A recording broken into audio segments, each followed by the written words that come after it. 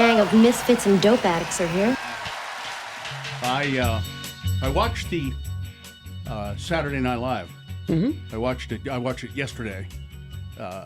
You can watch it not on Saturday? It's just a little joke.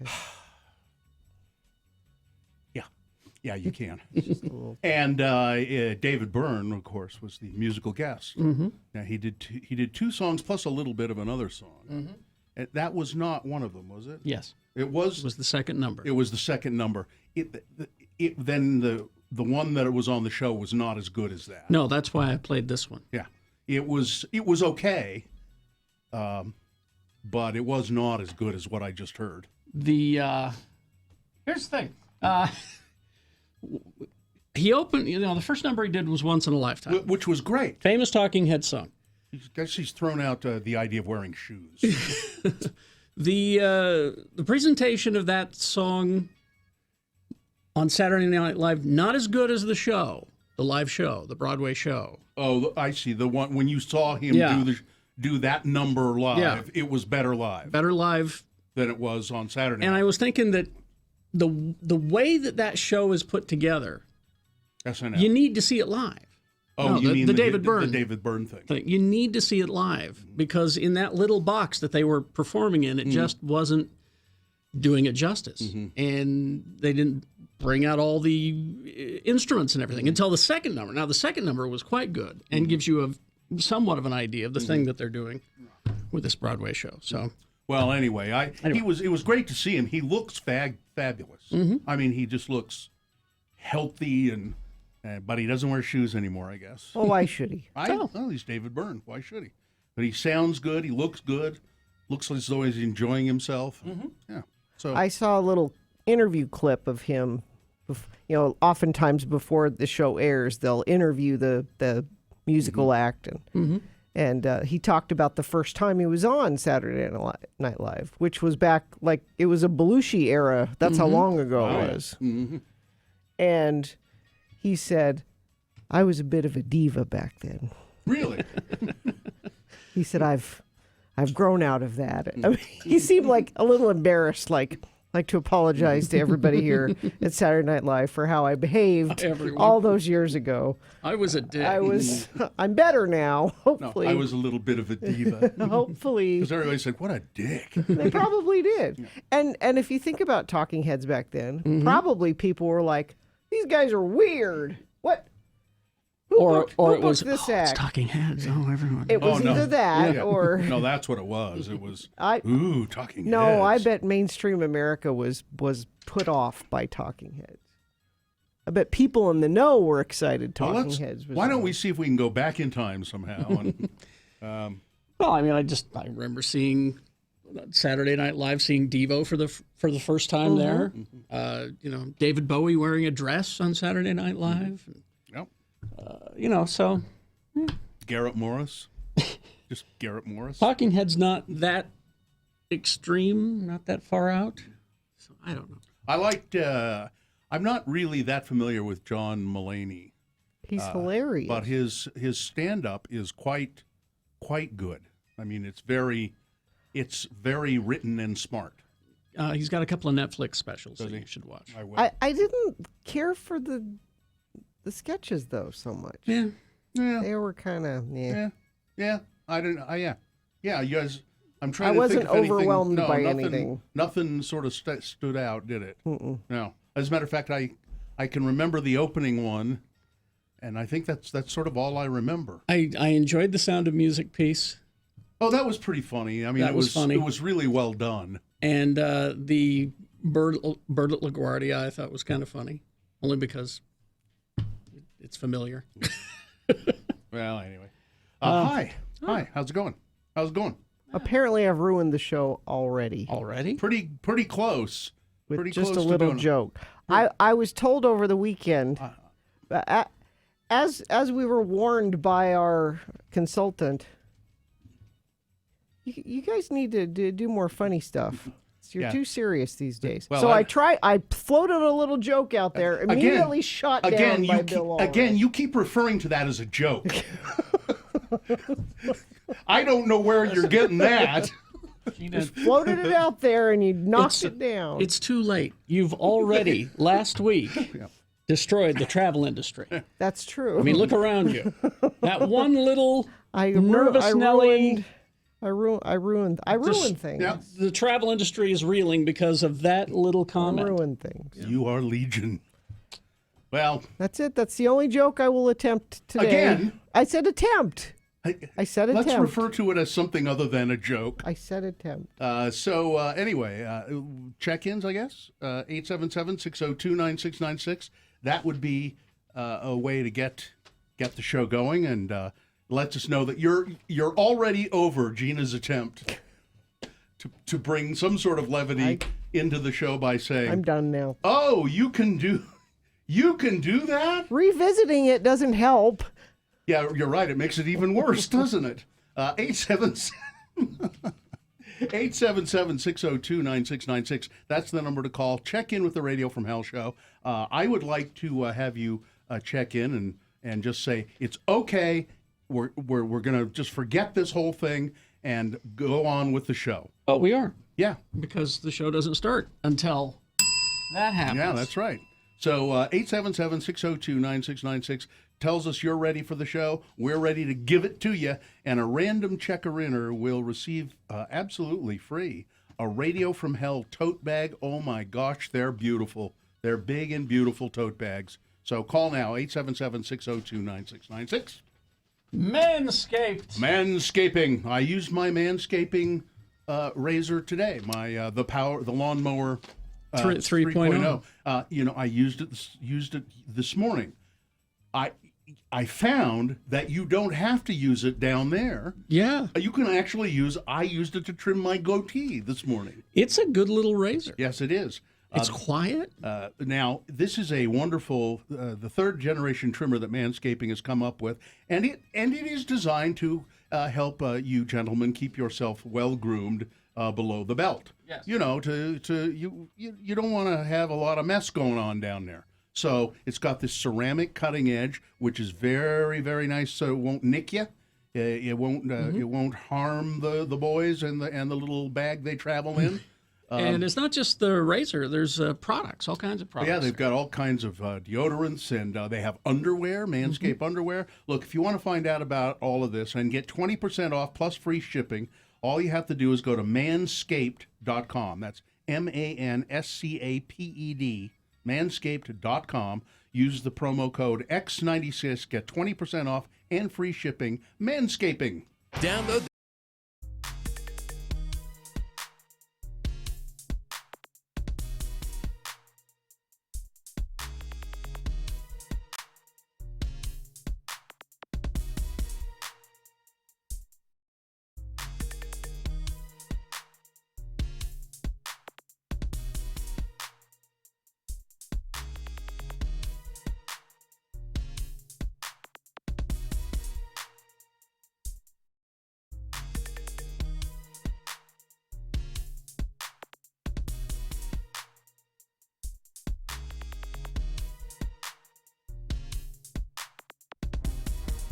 It is the 23rd century.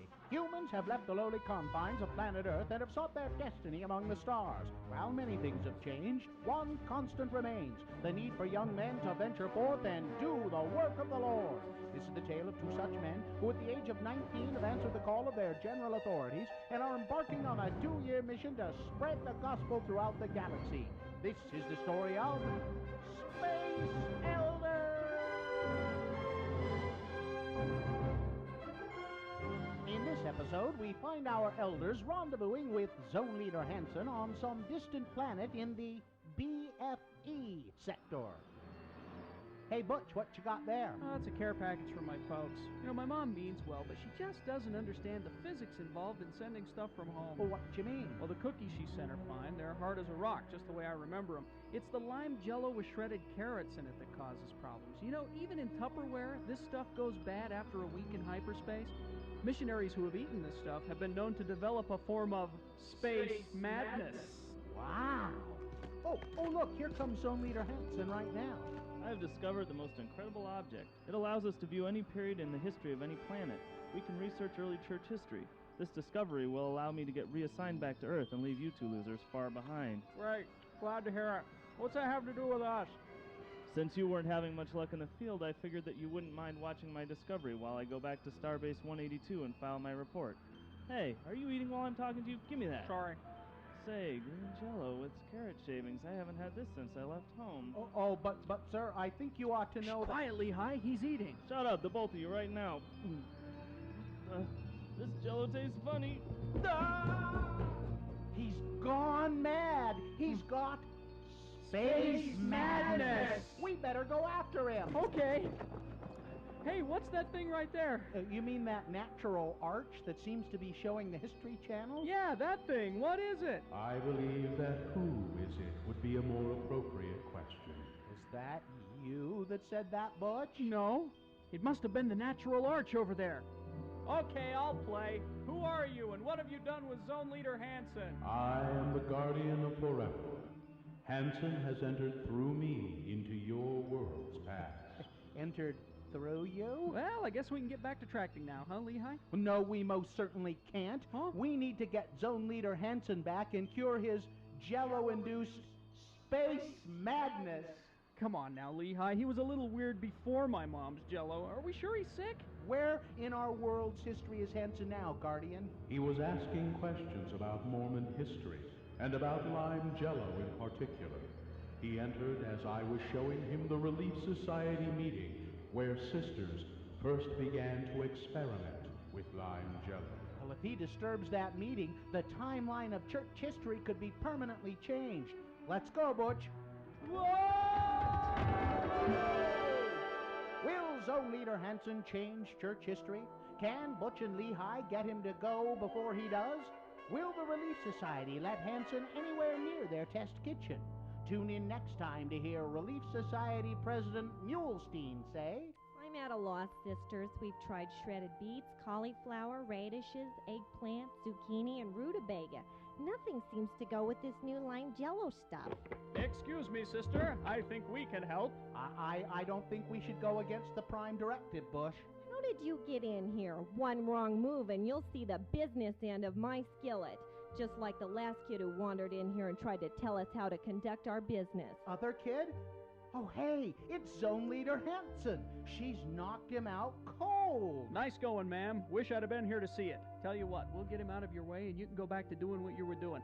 Oh, yeah, and you might want to try shredded carrots. I warned you about meddling. She's got a skillet. Run for it. Run.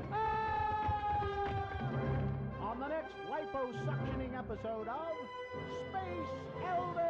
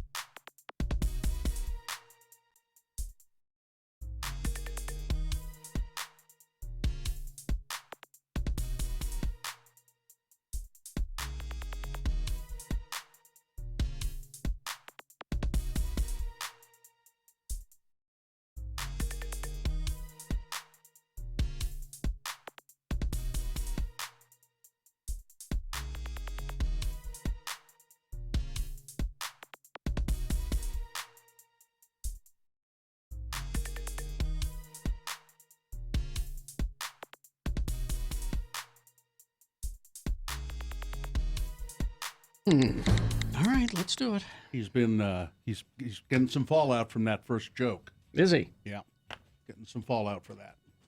Let's begin the show. Officially begin the Radio from Hell program, and then we'll take your check-ins at 877-602-9696. Looks as though the lines are full, people wanting to check in on a Monday morning. But keep trying. You'll get through, perhaps. Gina? Perhaps, Gina. When you open a new card at Cyprus Credit Union, you'll receive 0% interest on all purchases and balance transfers for 6 months. Visit cypruscu.com or stop by a branch today. All right. The moon is on its way to full. It's 47.4% of full. It will rise today at 11:12 a.m., today being Monday. It's the second day of March in the year of our Lord Jesus Christ, 2020. And it's National Old Stuff Day. Old stuff. Yeah, when somebody asks what's new, you often hear, well, nothing really, same old stuff, which suggests a boring lifestyle, tired of the same old routine. And it's in that spirit that we present the Radio from Hell show for people who feel like hell in the morning, starring the Lords of Morning Radio, Carrie Jackson, Makes sense. Bill Allred, and Gina Barberi. The executive producer of the Radio from Hell show is Katie for short, and Miriam, the Platinum Blonde, is here helping out with the show as well. And now, time for check-in. All right, let's begin. We'll start over here with Meg. Meg, thanks for checking in with the Radio from Hell show. Good morning. It's actually Meg the manager. Meg the manager. How are you? Good. Well, Are you out of hand sanitizer, Meg? Completely. Yeah. 100%. yeah, yeah. It's I guess they're run on Costco, and people are buying supplies and laying stuff in for the coronavirus. Yeah, I was wondering, other than hand sanitizer, what are you out of? I'm wondering what people are The buying. face masks as well. Mm-hmm. Yeah. So face mask, but we actually never sold the face mask that actually protects you. We just sell surgical ones. Oh, okay. So they don't really protect you anyway. Mm-hmm. Just wash your hands, people. Yeah. Wash your hands. Yep. So first off, I'd like to say that I support John Mulaney. I love him. He's so awesome. And second, Georgia, my daughter, get up right now. You got to go to the store before you go to school this morning. Get up. Why does she have to go to the store? For personal reasons. Oh, I see. Okay, yeah. Get up, She Georgia. just absolutely hates. Yeah, get up. Because I'm already at work, so I can't help you. Hey, But I was feel you. actually- I'm always at work before my Go kids ahead. get up. So Yeah, and it's hard when you have a dad that gets the kids around for school and they have to go to school. They have to go to the store for personal reasons. I totally understand. Deal with it. I can just see Get up. Tim the tree guy. You don't want- I'm taking my daughter to the store for personal reasons. Yeah. I was actually calling about the best of from Friday because I was listening to it on my way to work this morning about the mother applauding the disciplinary action of the little boy doing push-ups. Push-ups in the And bathroom. Yeah. Right, and I'm sure y'all have already heard, but I spent 2 miserable years in Killeen, Texas. Oh. Killeen, Texas only is around because of the U.S. Army base Fort Hood. Mm-hmm. And therefore, and I am not in any way, shape, or form saying that this was a good thing, but the mindset of the people that lived there are, push-ups are good. I see. Because it's a Push-ups military in the morning, thing, push-ups yeah. at night. Yeah, it's a military thing. Okay. And it is the wrong way to do that. Well, especially in a dirty bathroom floor. Yeah, bathroom floor, I think, was the big issue. All right, I Meg. couldn't even tell my daughter that she had the proper anatomy. It was a hoo-ha. And I got yelled at in public for, that is a hoo-ha. Don't you dare tell her what it actually is. That is a That thing is a hoo-ha. That's All right. Meg. That's my sign off today, by the way. Okay. We got to go, Meg. Thanks for checking in. Okay, thanks. That is a hoo-ha. That thing there, that's a hoo-ha. Let's go to Ken. Hey, Ken. Hey, good morning, guys. Thanks Morning. for checking in with Radio from Hell Hotel. Hey, thank you. I appreciate it. Yeah. What can we do for you? I just wanted to tell a quick joke for Gina. That way she has one on the fly. Okay, good. I need a handy joke. Is it a clean joke? Okay. It is a clean joke, and my kids love it. Okay. All right. What do you call 2 banana peels? What do you call 2 banana peels? A pair of slippers. See, that's a great joke. Pair of A slippers. pair of slippers. Thank you. I get it. If I had started the show with that, I would not have ruined it. We weren't talking about bananas. Oh, that's true. I'll save that for banana chat. So if bananas ever come up in a conversation, then There you go. you're armed. You have one in the chamber. You're ready. You know, I like bananas. You know why? Why? Because they have a peel. No, see, you can't pile on. I just did. Thanks, Ken. Hey, Ken. Yeah, thanks, guys. Yeah, Ken, Yeah. you want a radio from hell tote bag? I would love one. Well, hang on the line. We'll get you one, okay? You can fill it full of bananas. Okay, perfect. I hope I can perfect. put you on hold, Ken. There we go. All right. It's Kayla Good morning, or Kayla. Kalia. Yeah. Good morning. What How is- are you guys today? Fine. Is your name Kayla? It is. Okay. So, Kayla, thanks for checking in. Would you, here at Radio from Hell Hotel, we're happy to offer turn-down service if you'd like that. That would be wonderful. All Thank right. you. What can we do for you other than that? I am just calling. I am actually getting ready to fly to Paris this afternoon, Mm-hmm. and I was wondering if you had any tips or Wash your hands. ideas someplace I should see. Wash your hands. No, she wants Don't- tourist trips. Don't go to the Louvre. It's The closed. Louvre is closed because of the coronavirus. Now, it may be open again, but the employees at the Louvre, the world's most visited museum, which is fabulous. So if it's open, go there and plan on. I don't know how long you're going to be in Paris, but you could spend a week, a month at the Louvre. But yeah, Give her a not so touristy thing to a not visit. so touristy thing to do. You could go to the. I don't know. It's touristy, but it's really cool. Go to the catacombs up at the Sacred Heart. Isn't this? the Cathedral of the Sacred Heart. Yeah. It's very touristy, but it's a great view. Yeah. And it's just beautiful up there. Go up on top. Do the touristy things. Go up to the on top of the Arc de Triomphe. Well, okay, non-touristy. You can take a tour of the sewers. Yeah, les égouts. You can. You can. Les égouts. Okay. And I would when you go to the Eiffel Tower. There's a hot dog vendor there, and I'm sure he's still there. And they take a baguette, and he just jams it down onto a metal spike kind of, and hollows it out, and then he puts a big foot-long hot dog in there, and it is the best hot dog you'll ever have. All right. There you go. go. Do that. How's that? French tips. Thank you. But again, wash your hands frequently and don't touch your face. Yeah. All right. And Right. And Grey Poupon is an American mustard. Look at all these French tips. All right. Thank you. Thank you. Bye-bye. I can't hang up on Kayla. I was able to. Yep. It's doing that thing again. She's Oh, well. persistent. Let's take a break then. We got big boy news coming up. Sports with Amy Donaldson, all on the way. Gina, do you have a check of traffic? Yeah, there is a massive 50 vehicle pileup on I-80. Has the interstate closed at Evanston for at least another 20 hours. Carrie and I were just watching a little video from it. It looks like a war zone. It is tangled truck wreckage after tangled truck wreckage.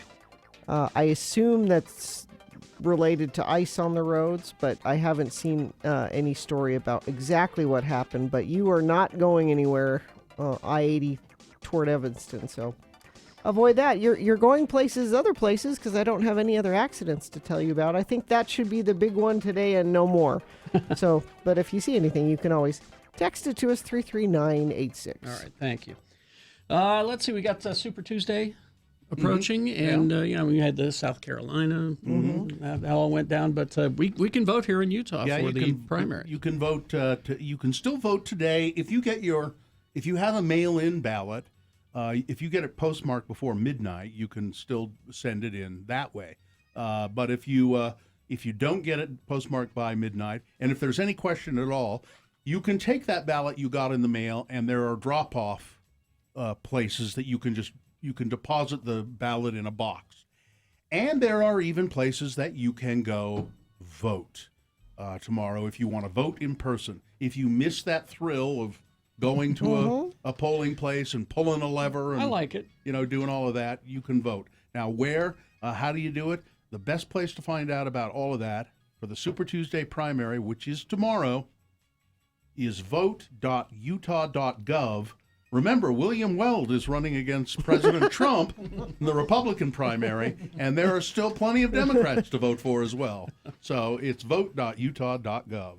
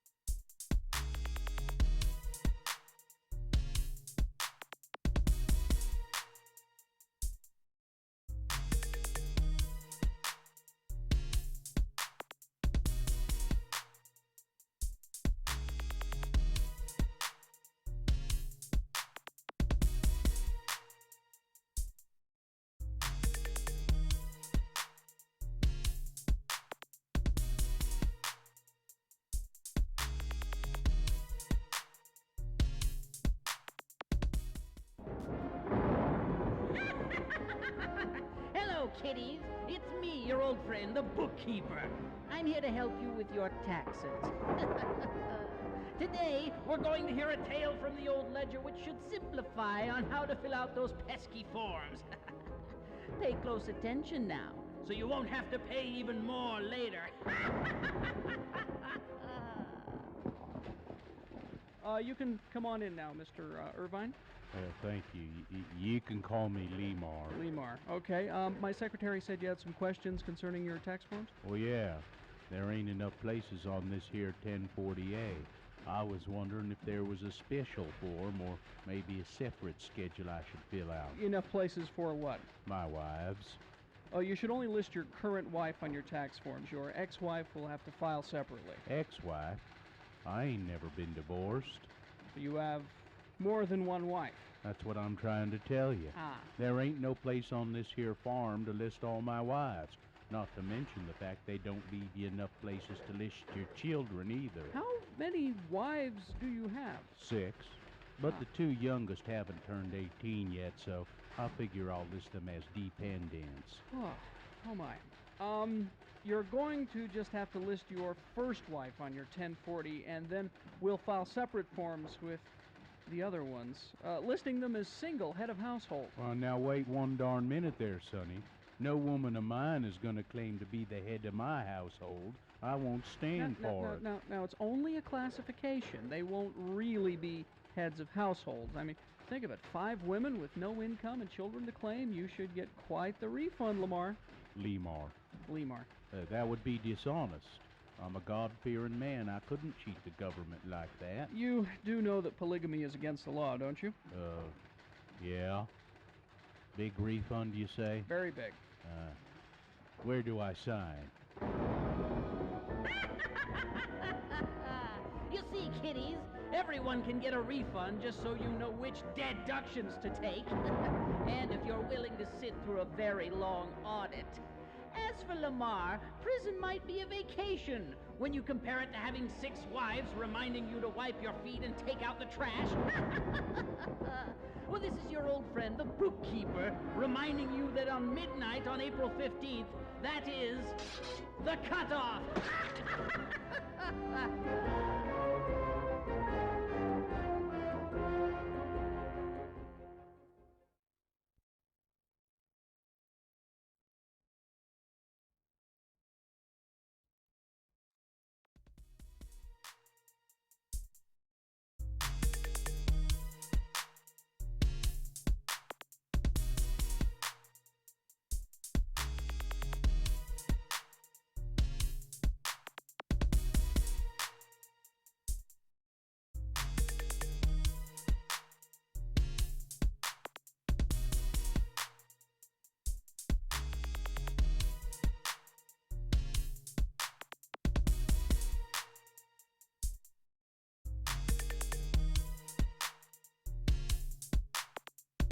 All right, 6:35 right now. Time for Big Boy News and Opinioendo, brought to you by some... I don't know. Must be a problem. She just disappeared. I don't know, maybe she left. Well, she's got to read the brought to you bys. Oh, there she is. Okay. I was washing my hands. Okay. Yeah, I mean... You're supposed to wash your hands. Yeah. Yeah. You have to sing ABCs, and that takes me a couple extra minutes. ABC. Or happy birthday, that works too. What are we doing? It's news brought to you by... And your continuing attempt to just ruin the show. Celebrate spring with a big hail yes. Scott Hale Plumbing, Heating, and Air. Save money with a $29 furnace tune-up. Call 801-264-HALE. Okay. Wow. Sounds really important. That is kind of important and sexy. Yeah. Important and sexy news. Well, I don't have anything here about that 50-car pileup, Gina. Do you know anything more about it? Let me see caused if I can. While you're looking for that, I'll tell you that Bernie Sanders is going to be he's going to be in Utah today. Yeah. At the fairgrounds. And Amy Klobuchar is in town. Amy too. Klobuchar as well. You could probably, if you get a chance, ask Bernie Sanders why he broke up Public Enemy. Why he... Yeah. So Chuck D performed at a Los Angeles rally for Bernie Sanders on Sunday night, but his Public Enemy partner Flava Flav wanted no part of that. Hip-hop legend Flav issued a cease and desist to Bernie Sanders' campaign ahead of the rally in Los Angeles, featuring performances by a version of Public Enemy. Chuck D was slated to perform under the moniker Public Enemy Radio, which is comprised of Chuck D, DJ Lord, Jahai, and SIWs, which Flava Flav is not a part of. The cease and desist order to the Sanders campaign was for the unauthorized use of Flava Flav's likeness, image, and trademarked clock in promotional materials circulated by the Sanders campaign.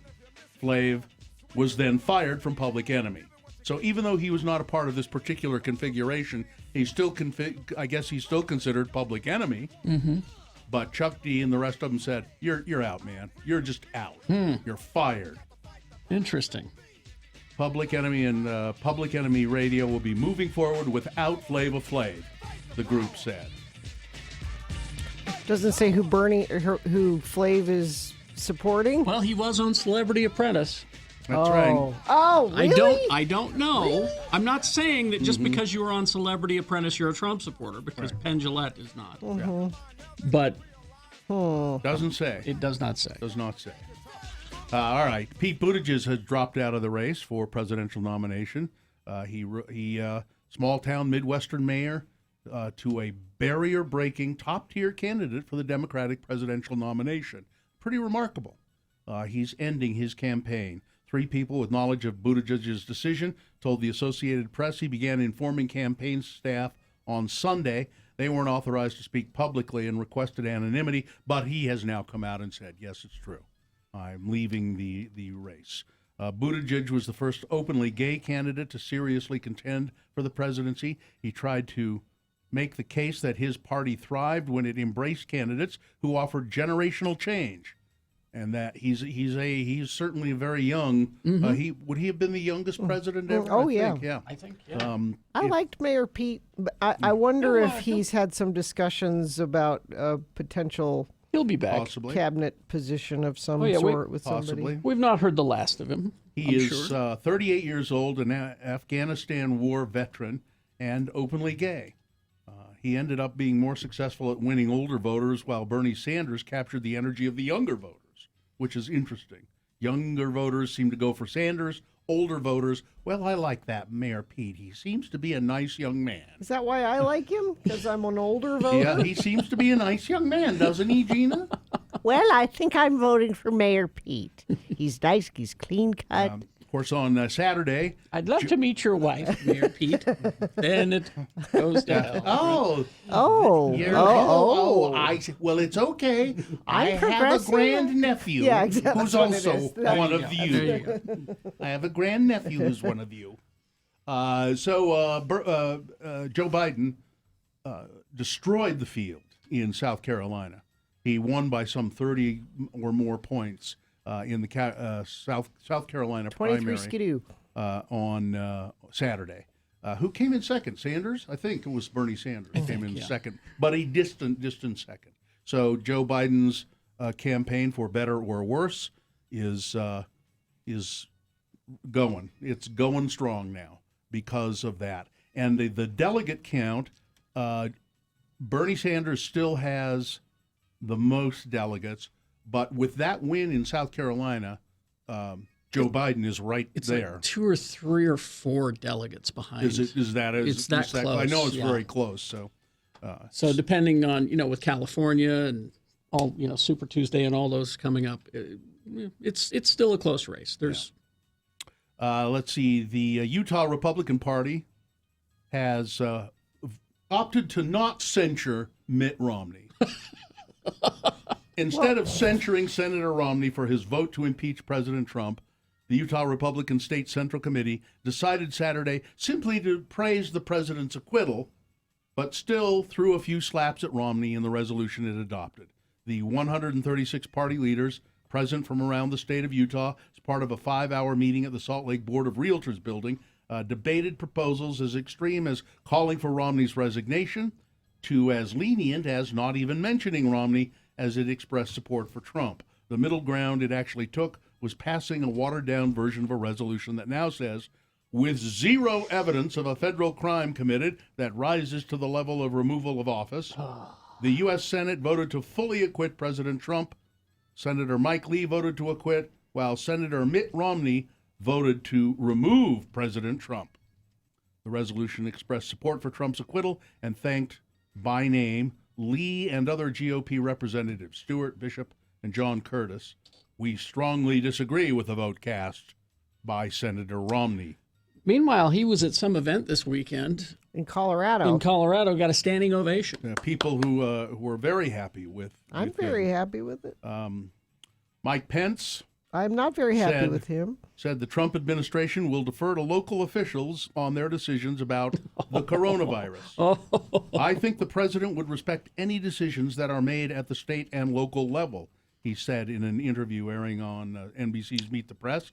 The former governor of Indiana made it clear that the administration is trying to walk a fine line by allowing local officials and businesses to deal with the coronavirus as they see fit. No, this is not an as they see fit situation. But also encouraging everyone not to overreact. Those are decisions that governors in consultation with local health officials will make as they deem that necessary, he said in response to Chuck Todd asking about the closing of schools in some locales. But other than in areas where there are individuals that have been infected with the coronavirus, people need to understand that for the average American, the risk does remain low. There is, I think, the second death reported in the United States from coronavirus. There's a guy with coronavirus being treated here at the Intermountain Healthcare in Murray. You know, Amy's been covering this. Maybe you should. Hey, how are you? Yeah. Yeah. So the guy, he was one of the guys, he was on the cruise ship, right? He was, but he didn't test positive until he was quarantined at Travis Air Force Base in California. And they brought him here. He is a Utahn. Mm-hmm. He's from St. George. And they brought him here. They have, apparently the IHC here in Murray has a containment facility. Yeah, it's a separate building, separate air filtration system. Oh, really? I did have a plumber ask me about the sewer system, so I will ask that question if you're happen to be an X96 listener, about the sewage, because I do think, and the epidemiologist told us at the press conference Friday night, they know a lot about this because it's related to some of the viruses they've treated, but they're also still learning a lot. And I think one of the things they're not certain on is the incubation period. So as I understand it, and if you've been following this, the common cold is a coronavirus of a sort. So, yeah, they're all kind of related. They're all kind of the same. That's why they keep trying to get us to call it COVID-19, because there are lots of things that are coronavirus. Or novel, the new. COVID stands for coronavirus 19. Number 19. Right? And that's 19 because it started in 2019. In the year. Yeah. Mm-hmm. So it's COVID-19. Everybody still says coronavirus, but we know what we're talking about when we say it at this point. Yeah. President Trump, Donald Trump continues to face criticism over his handling of the coronavirus outbreak, with 2020 rivals Bernie Sanders and Joe Biden both going after him on Sunday, and the former saying it was pathetic that the president was running into South Carolina trying to steal some media attention away from the Democrats in the time of international crisis, because Trump had a big campaign rally in South Carolina on Friday. Mm-hmm. A new national poll, meanwhile, has found Trump losing the presidential race to whoever the Democratic nominee don't get excited. proves to be by 7 points. Don't get happy. As the field narrows further with Pete Buttigieg, Tom Steyer dropped out too. Darn it! Sunday night, ending his campaign for the White House. Tom Steyer. One with the tie. I can't pick him out of the lineup. After he danced with Juvenile. Oh, that rapper. was so embarrassing. That was so great. Actually, his wife got a lot of love on Twitter. Well, it worked for her. What did he do? He danced. They had like a concert, a celebration, and he and his wife were getting down. So there was some video of him dancing that was not embarrassing. Good. Yeah, because he was white guy dancing. He's a bad dancer. Yeah, he was white guy dancing. Yeah. The president has kept up his attacks on his many media and political enemies, singling out Michael Bloomberg and Chuck Todd, who took Vice President Mike Pence to task on Meet the Press on Sunday over the administration's irresponsible rhetoric, as he put it. So there you are. This is all a hoax just to make me look bad. There's one more story? Probably out of time, actually. Okay. Weather, traffic. Weather is looking pretty good today. High of 43, sunny. So whatever little precipitation we had yesterday seems to be gone. Although that precipitation is what caused a massive 50-car pileup in Evanston on I-80. They say it will be closed for probably the rest of the day today, just while they're dealing with it. It's just a mess. So that storm that came through here, it was just related to that. Just icy, slick storm, and people probably driving too fast for the conditions. I only saw one fatality associated with it, but that... Oh, really? That's good. That's good. It looks like there should have been a lot more. Yeah. That's traffic. Thank you. All right. Sports brought to you by? $3,500 more for your vehicle trade-in, no matter its condition, only at National Auto Plaza in Murray, Sandy, and now open in American Ford. Amy Donaldson Sports. Break. And here she is, Amy Donaldson Sports Break. Hello. She is a sports writer, just a general reporter. Yep, that's what I am. Is it general assignment? Is that what you're called these days? Yep. Yeah. But still follows sports very closely. Yes, and I still write about some sports-related issues. Mm-hmm. So. And Amy also has a podcast with Jason Lee. And it's called Voices of Reason. Other Voices Than Mine. Other Voices of Reason. Yeah, Voices of Reason. Bill has come on our podcast. I have been on the podcast. And you were very reasonable. Was I? Yeah. Especially when I talked over you. I didn't want him to, I wanted to make him comfortable, so I did my best to interrupt him and he contradict him. He likes Yeah, I love it. I just love it. I should say that just one more bit of coronavirus news, that today at 4 o'clock there's a press conference at the state emergency management office where they're going to talk about what the state plan is that'll for be coronavirus. Yeah. Good to know. So, All right. Yeah. So what do you got for us? Let's see. Well, we have a lot. Utah gymnastics. They won the inaugural Pac-12 gymnastics title for the regular season. They defeated Washington 197.675. This probably won't mean it. They won. They won on the beam. Mm-hmm. They were trailing going into the last event of the night, and then they had a pretty spectacular beam performance, and they win the first. This is the first year the league has required them. The conference has required them to all 8 schools compete against each other in the regular season. That makes sense. Yeah. So, but it's not the way gymnastics, because it was a club sport for so long. It's not the way it was set up, and sometimes you wouldn't know who the conference champion was until much later. So, but they that was the 100th win for Coach Tom Farden, and so great win for them, and congratulations. Let's see, you got some BYU basketball. They beat Pepperdine 81-64 in their regular season finale. They get a number 2 seed in the West Coast Conference tournament, and they will not play until Monday. So they get 3 byes, number 1 and number 2. Nice and rested. They don't have to play till semis. And what's the conference they're in? West Coast Conference. They'll be rested or out of practice. There you go. It's a lot of church-owned or religious schools, like Gonzaga is actually the number 1 seed in the conference. They're still ranked number 3 in the country. Gonzaga? Mm-hmm. Yeah, even after losing to the Cougars. Last conference title for the Cougars was in 2001, so... we're due. They're due. They look pretty What good do you this mean year. we? They look great. Gary, what's this we stuff? Well, they're a Utah team. The Royal We. He's but Carrie's a Utah County resident. If they do well, he can claim them. I've been kicked off that campus. I feel a kinship. If you just walked through, no one would suspect. No. But, it's when we open our mouths. Let's see, Utah, actually BYU women are the number 3 seed in their tournament. They play Saturday at 3 p.m. They beat Loyola Marymount in their season finale. Utah women, they lost to number 9 UCLA on Sunday, 77-54. They're an 8 seed, and they will be playing 9-seeded Washington on Thursday in their conference tournament. And as we've discussed before, basically the only way for Utah teams to get to the tournament this year is going to be to win their conference tournament, or to the NCAA, to the big dance, shall we say? That's it. March craziness. March madness. March insanity. It is approaching. And not to throw coronavirus into every story, but there's a story this morning about they have a plan in place for March Madness where they may play games without an audience. In Japan and Italy, I know, they've been playing team sports without crowds there, just the media covering it and the teams playing, and that's it. They're talking about doing that they haven't made any decisions yet, but they're making... Well, and there is an issue with the Olympics. Yeah, well, and I know in Switzerland, gatherings over 1,000 people, you can't do it because they've got a big ski tournament happening in Switzerland. But the Olympics, yes. Yeah, so the Olympics are supposed to be in Tokyo.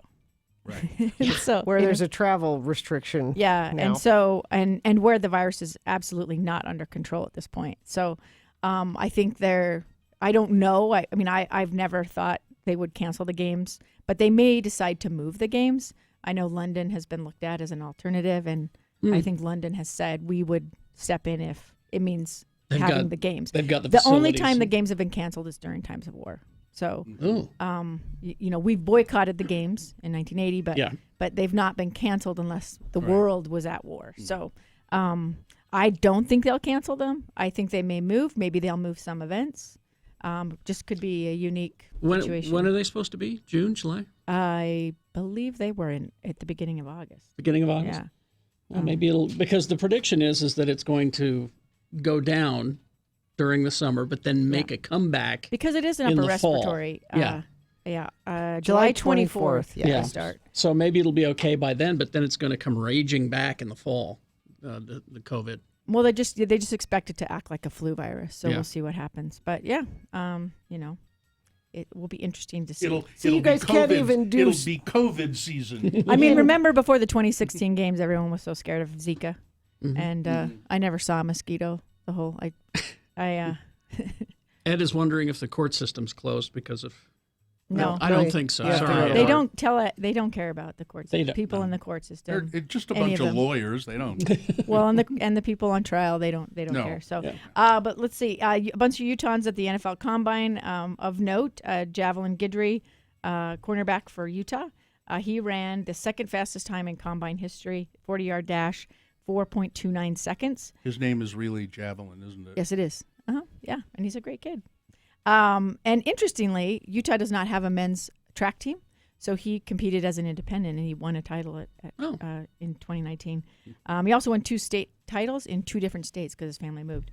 But he actually got beat. Somebody ran a faster time at this combine. Alabama receiver Henry Ruggs III. He ran 4.27. Henry Ruggs? Yes. That is actually his real name as well. R-U-G-S? R-U-G-G-S, and he's the third. So okay. But come from a long line of Ruggs. Another Rugg. Utah. I also of note, Utah State's Jordan Love competed earlier. He worked out for scouts earlier in the week, and did really well. As did Zach Moss, Bradley, and I, the defensive lineman. And so there'll be some Utahns going in the draft right now. Sure. I think the most excitement is around Jordan Love. You had some really, really ambitious people saying that he might go first round. So really, we'll see. We'll see if that happens. And a bunch of high school champions crowned. So go to DeseretNews.com and check it out. Okay, and you can read Amy's stuff there as well. DeseretNews.com. Amy Donaldson. Follow her, AD on Sports on Twitter. I'll have your latest coronavirus updates too. Thank you. So the good news is I see no accidents along the Wasatch Front, and no friends of the program have sent in any updates via text at 33986. The bad news is if you're trying to drive I-80 close to Evanston today, that you should not do that. Who wants to go to Wyoming? Massive 50-car pileup. It happened yesterday, but it's such. Oh, really? Yeah, but it's such late last night. But it's such a bad scene. It's going to be closed for at least another 20 hours while they're cleaning that up. And that's it. But if you do see something you want to share, you can always text it to us, 33986. Okay, thank you. We'll take a break. We will be back around one of your boners coming up. Stand by for that. GinaHomey.com. Yeah, you might have seen the billboards around town and wondered, what is this homie thing? And if you've ever bought and sold a home, you know it can be kind of a pain, and dealing with agent fees can be kind of intimidating. Homey has figured out a better way. A lot of people think it's free to buy a home, but it's not. The money you pay for your home is used to pay the seller, their agent, whatever agent you choose to hire. Homey's changed all that.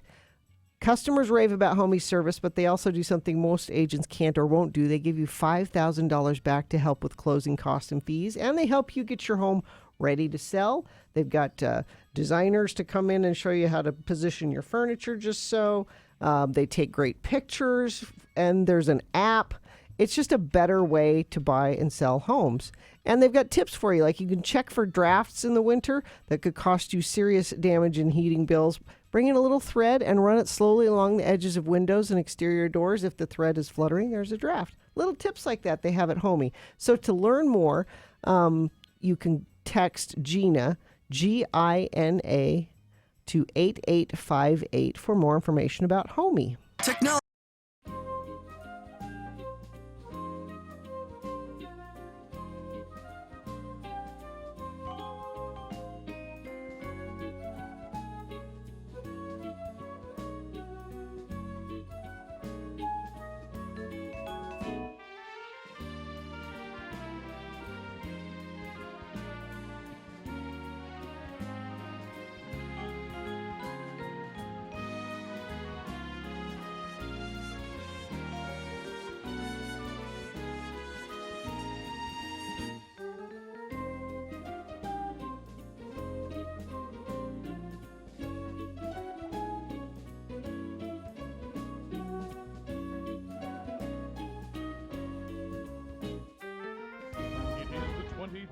Century.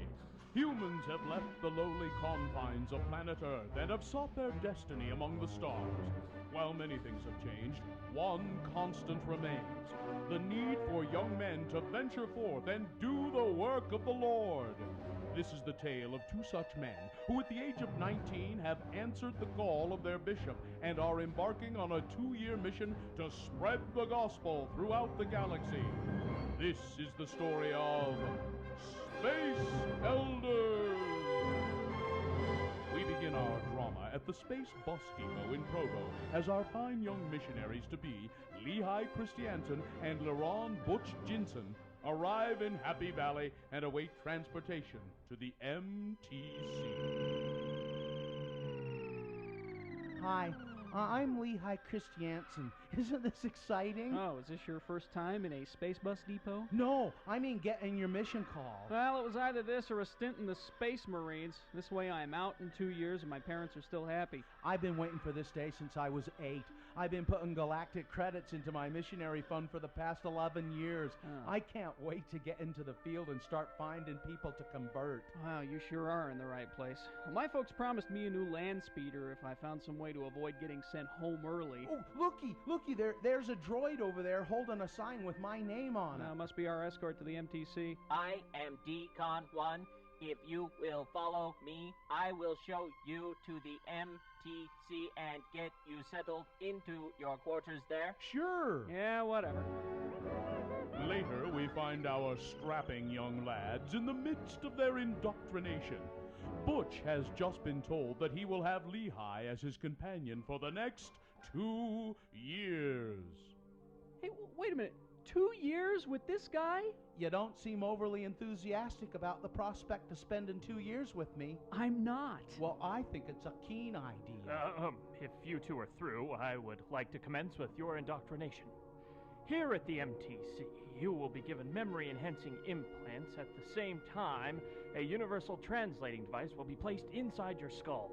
You'll be outfitted with the latest in missionary technology, a laptop computer which contains the Bible, Book of Mormon, Pearl of Great Price, and the Doctrine and Covenants. It also serves as a holo projector to allow you to show your prospective converts those wonderful animated tales from the Book of Mormon, which have been loved by millions for centuries. You will also be issued a Mark 32 10-speed bicycle with hyperdrive and one of those cute luggage racks on the back. These bikes are capable of warp 9.3 and have a cruising radius of over 270 parsecs. You will be shown how to properly care for your hyperbike, and you will be responsible for its upkeep. Any questions? Yeah. Implants? Like inside my head? Yes. Keen, when do we start? Will Butch let the fine folks at the MTC put equipment in his head? Will Lehigh volunteer to do it for them if it'll get him into the field faster? Does the Mark 32 Hyperbike come with a luggage rack standard, or is it a dealer add-on? Tune in next time for the answers to these questions and to hear our elders say... What you doing, Butch? Reprogramming my name badge so that instead of Elder LaRon Jensen, it reads Butch. I think the manual prohibits tampering with the MTC issue equipment. I'm sure it does. Hey, you want to help me put some fender flares on my bike? On our next kidney-wrenching episode of Space Elders.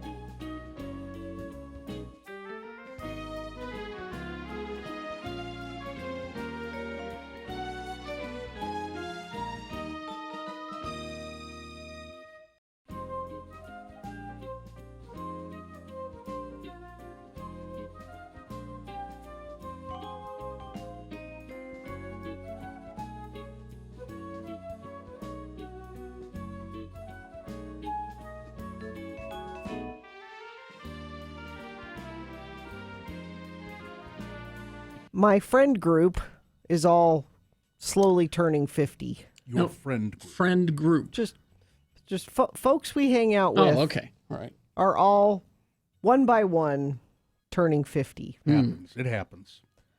I was the first. So you hang out with a bunch of young people. Yeah. I was the first. The rest of them are in their 20s. See, yeah, one by one, we're turning 50 over the next several decades. See, you're doing it wrong. I've started hanging out with older people. Oh, so you're the young person. I'm the young person. And I tell them 50 is not so bad. This is nothing to be nervous about. Yeah. It's 50's fine. Sure. I'm totally fine with being 50. You bet. The more I say it, the less fine I am. I know. But... I know. I can tell. Really? It's okay. Yeah, please, I don't mind. Damn it, it's fine. So the next one in the row of turning 50 was over the weekend. It's our friend Mark, and his wife planned an outing. Y'all went out? Let's do something. I participated in nightlife. Because you're weekend. 50. You had activities? Let's have an activity because we're 50. And the activities were in Ogden, which is also something unusual. I have not participated in nightlife in Ogden in, like since high school, probably. Did you go to the dinosaur park? It's low impact.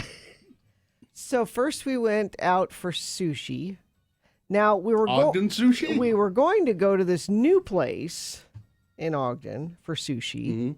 And it was one of those places where you have to order before you go. Oh, yeah, you were telling me about that. Like you look at the menu and so they can be prepared for, which, they always have tempura shrimp. I don't know why I had to order ahead of time. But we discovered after we started ordering things, they don't have a liquor license. So we said, well, we can't celebrate a 50th birthday party with no liquor license. No. Got to drown your sorrows somehow. So we went to Tono, which is another sushi place in Ogden. Had some sushi. Been there for quite some time.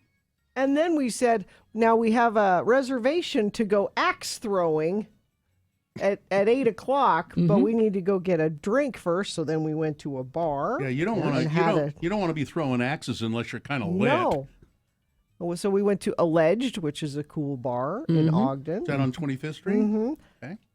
25th Street is hopping. Tons of stuff there. Tons of new restaurants and bars. Really? And there were people. Yeah. Like walking down the street, you had to dodge so many people. Yep. And there was no like big downtown event going on. This was just Saturday night in Ogden. And there were young people out on the streets. A lot of people way under 50. Yes. Did you feel a little out of place? A little bit. So then I'm 50 and I'm from Roy.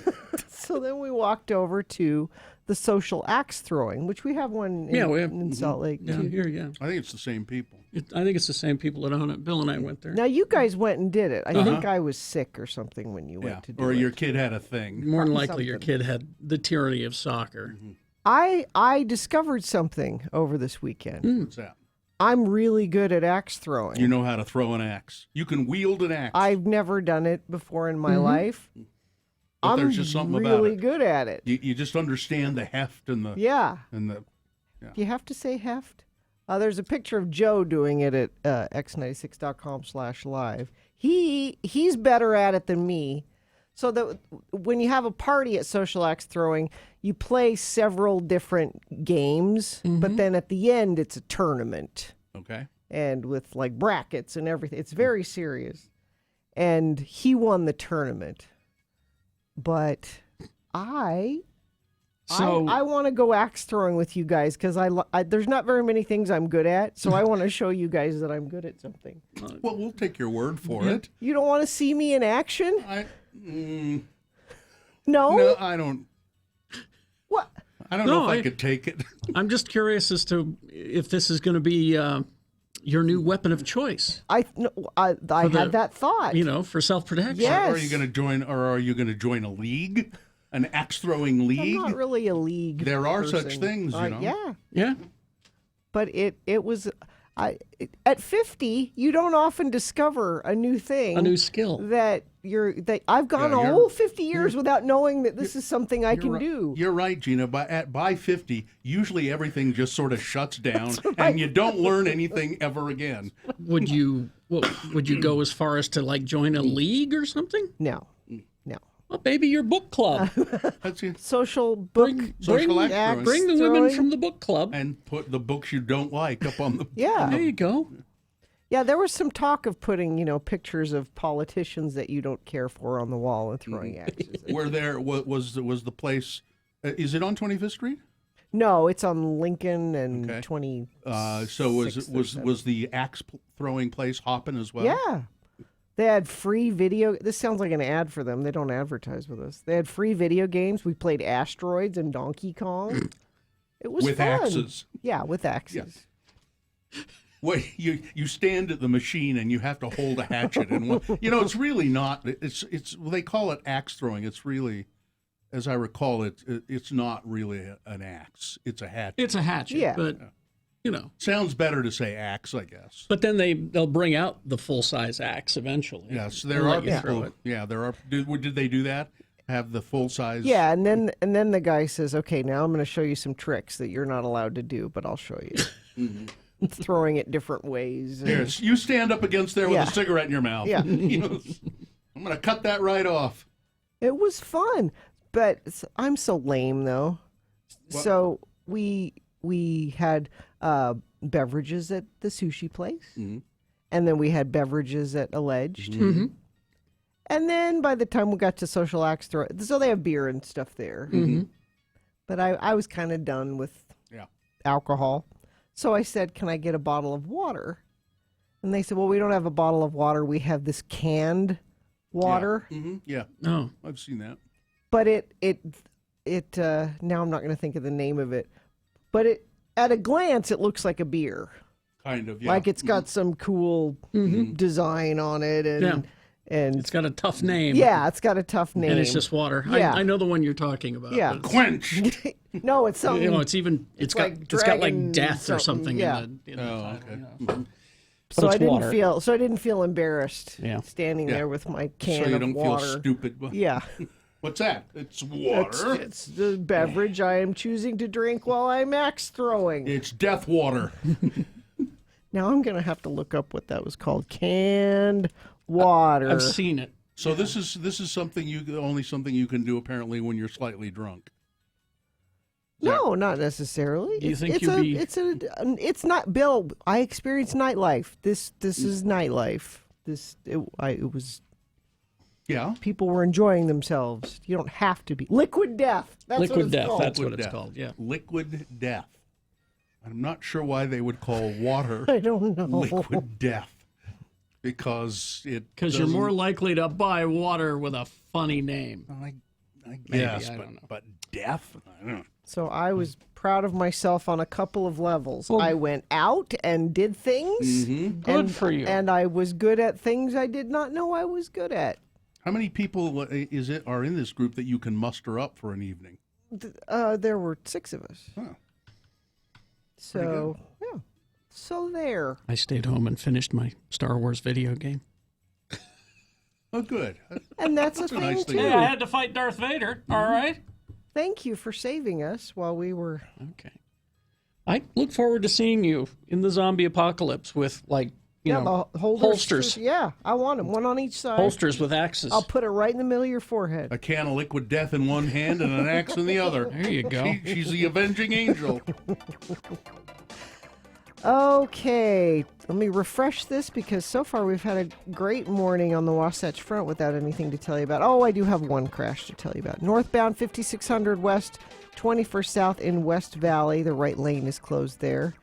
And that 50-car pileup on I-80 near Wyoming, it will keep that closed all day. You can find some pictures of it online. It looks like a war zone with semis, just semi after semi after semi, just tangled wreckage.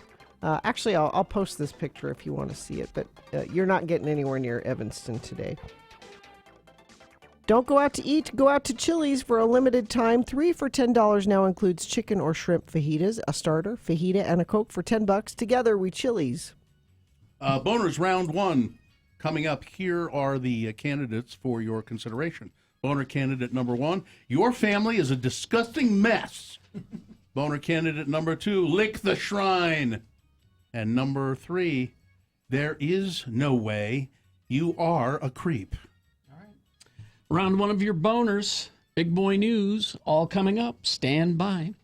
The International Sportsman's Expo. Yes. Gina, you should go out and show them how to throw axes. I can do that. International Sportsman's Expo, I'll be there, not this weekend, but the next, I think.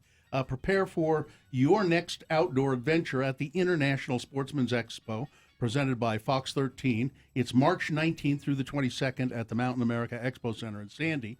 You can buy the latest gear, learn from hundreds of experts in fishing, hunting, camping, and outdoor recreation. This is the place to discover your next adventure, either nearby or around the world. You can visit free skill clinics at the Adventure Theater, fishing workshops, combo casting pond, and also outdoor product showcase. So don't miss the new giant wildlife taxidermy display they have as well. Everybody loves a little taxidermy. You'll find the latest fishing boats and off-road vehicles, all of that kind of stuff. Bring the whole family. There are going to be baby bears there. Oh. You can climb a rock wall. You can do all kinds of stuff.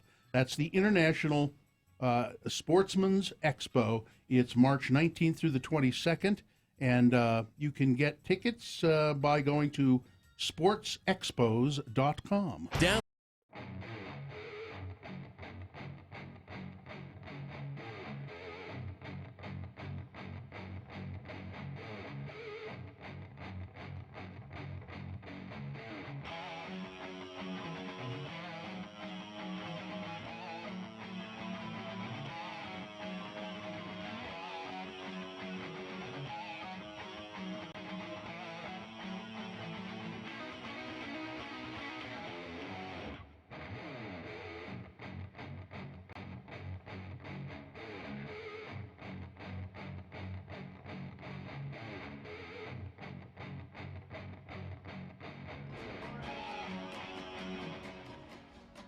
Brother Philip likes Propel water.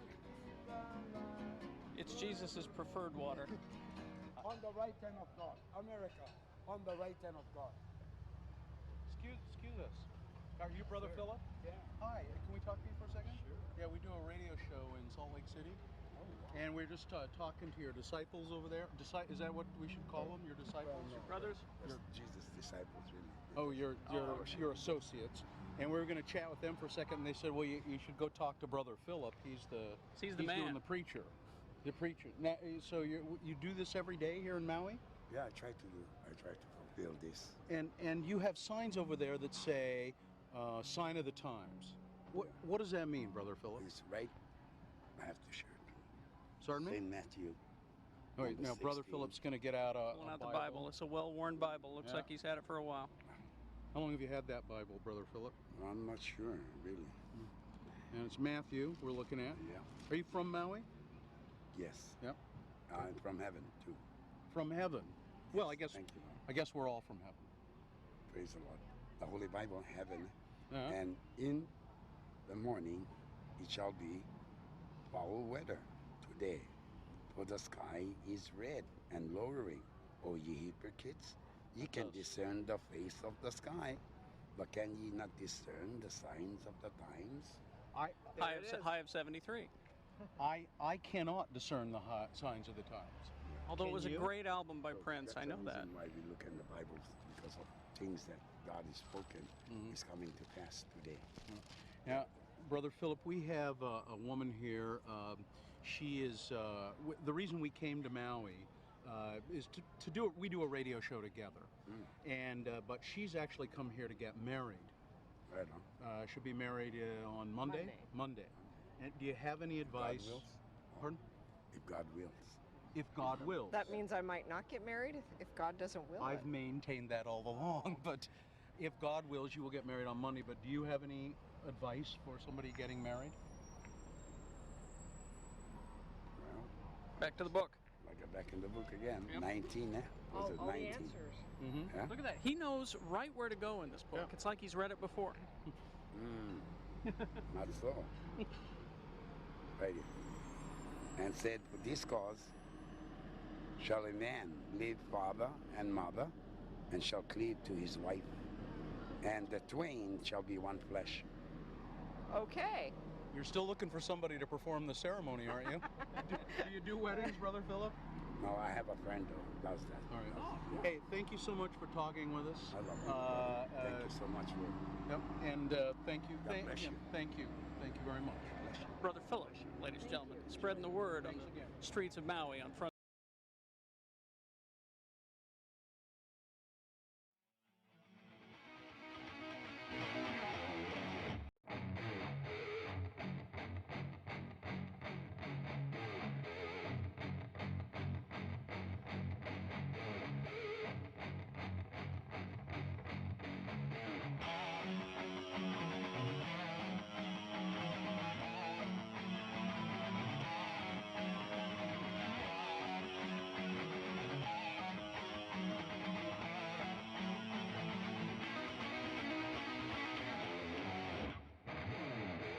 That info, you will need it here in a few moments when you vote for round one of your boners. Here we go, presenting 3 news stories. These are examples of bad, stupid, funny human behavior. Boner means mistake. And you'll have to decide of these 3 candidates which one is the worst, which one deserves to go forward to boner fight and possibly become boner of the day. If it wins here, it'll go up against the winner of round 2's voting. We do this again at 8:20 with 3 different candidates. We take both of those winners and we put them against each other at 9:20 this morning. That's when boner fight happens, and that's when you decide boner of the day. So right now, it's very important. Pick the champion for round 1. Choose wisely. 2 candidates now, a third after the news. And once you've heard all 3, then you will vote. And one of you lucky random boner voters will receive tickets to the International Sportsman's Expo. Tickets are $14. Youth 15 and under are free. And all week long, we're giving away and qualifying. So, sorry. It's a lot of copy that I was trying to condense, and now I'm ending up making it longer. We're qualifying people for a grand prize. Okay. A sportsman's gear pack filled with all the outdoor goodies you need for your adventure. So when you call in to vote for your boner, you will be entered into a drawing to qualify for that prize, and you'll also get tickets to the show. I made it way longer than it needed to be. Here's boner candidate number 1. Your family is a disgusting mess. An unidentified family in the UK is being shamed for covering their restaurant booth in food, torn up napkins, and other various garbage, and then leaving it all for the server to clean up at the end of the night. Boo! X96.com/live, you can see a picture of the carnage they wrought. An image of the aftermath was recently shared to Facebook, a group called, Spotted Colchester, whatever, which allows residents of that area, this is Colchester, England, to share images and messages anonymously. According to the post, the picture was taken at a local pub and restaurant called Harvester. The photo was submitted with the caption, "I don't care who you are, how often you get to go out to eat, how many kids you've got, or how bad your day has been. It is not okay to go out to dinner and walk away from your table, leaving it in a state like this for somebody else to clean up." Absolutely not. It is, the table is just covered with wrappers and plates spilled things, knocked over things. There's crap on the floor. It's looks so like food. much. It looks like they did it on purpose. Yeah. The anonymous resident wrapped up in their post with, "This is what happened at Harvester Colchester tonight. The poor young girl left with this disgusting mess." I guess the server didn't know where to start on cleaning it up. And there's no word on who did it, and they just left it. And by the way, they didn't leave a tip either. Of course. Of course not. Boner candidate number 1, your family is a disgusting mess. Boner candidate number 2, lick the shrine. I don't care how religious you are. This is awful. Iran has been accused of failing to clamp down on coronavirus contamination after alarming videos of worshipers licking a shrine emerged online. Clips shared on social media show people licking the doors and the burial mound inside of the Fatima Masume shrine in Qom, defying token advice by the health ministry. The advice saying, "Don't lick the shrine." Apparently, it is tradition for fervent religious followers to lick the doors of this shrine. Worshippers in the videos brazenly state they don't care what happens, even if they do catch or spread the coronavirus. Wow. Iran's hardline, 54 people dead attributed to the virus in Iran. Yeah. Iran's hardline clerical establishment has refused to shut down the shrine, despite the holy city suffering the brunt of the outbreak and pilgrims spreading the virus across the Middle East. The country is battling medical shortages, which are worsened by U.S. sanctions, with masks and testing kits in short supply. There are also fears that Iran is covering up the true scale of the crisis, with official figures showing a suspiciously high death rate, suggesting there may be far more infections than the regime is willing to admit. But there are these morons licking the doors of this shrine and then saying, "I don't care. I don't care. This is a holy shrine, and I'm tempting the fates, I guess." Boner candidate number 2, lick the shrine. Coming up in a moment, boner candidate number 3. No, there is no way. You are a creep. All right. Boner candidate number 3 for round 1. Coming up after this, Big Boy News and Opinioendo, brought to you by. Like board games, you'll love Haster Games. Check out their St. Patrick's Day sale with 10% off all party games until March 17th. Less virtual, more reality. Haster Games, 6831 South State. Tragedy. He was one of a kind, an original. He will be missed. Joe Colombe. Trader Joe. The Trader Joe. The Trader Joe has died at the age of 89. In a statement, the company said Colombe passed away Friday in Pasadena, California. Joe was an extraordinarily smart and accomplished entrepreneur who built a company that introduced something welcomingly different in the grocery retail space. Trader Joe's helped change the way Americans shop for groceries, introducing markets stocked with staples and novel food items from private labels, with most packages carrying the Trader Joe moniker. Some items became so popular they earned their own nickname, like $2 Chuck, the Charles Shaw brand of wine that sells for less than $3. And I don't know why anybody buys it. I didn't think it could be as bad. I thought, okay, It's not wine. horrible. Oh, it is. Oh, it is. It is dreadful. I tried to drink some of it, and it's kind of like drinking motor oil. No, I don't. it's oh, not it's that awful. bad. It's awful. It's worse than a $3 bottle of wine.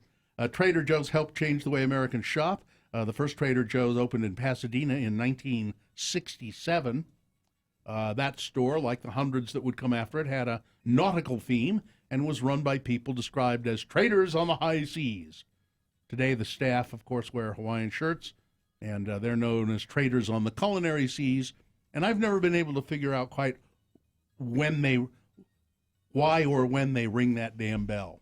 They ring it, that, ding, ding, ding, ding, the ship's bell or whatever it is, periodically, but I've not able, whenever I've been in Trader Joe's, I've not really made a correlation as to, wait a minute, why is there why are they doing this? There is a reason, I know, I haven't figured it out and I haven't asked anybody. Of course, the most popular joke on Twitter regarding the notice of Trader Joe's death is, "We thank you for your service.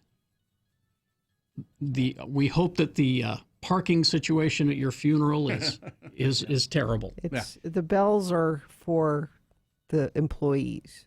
We need someone on register 2. Oh, okay. Clean up on aisle 5.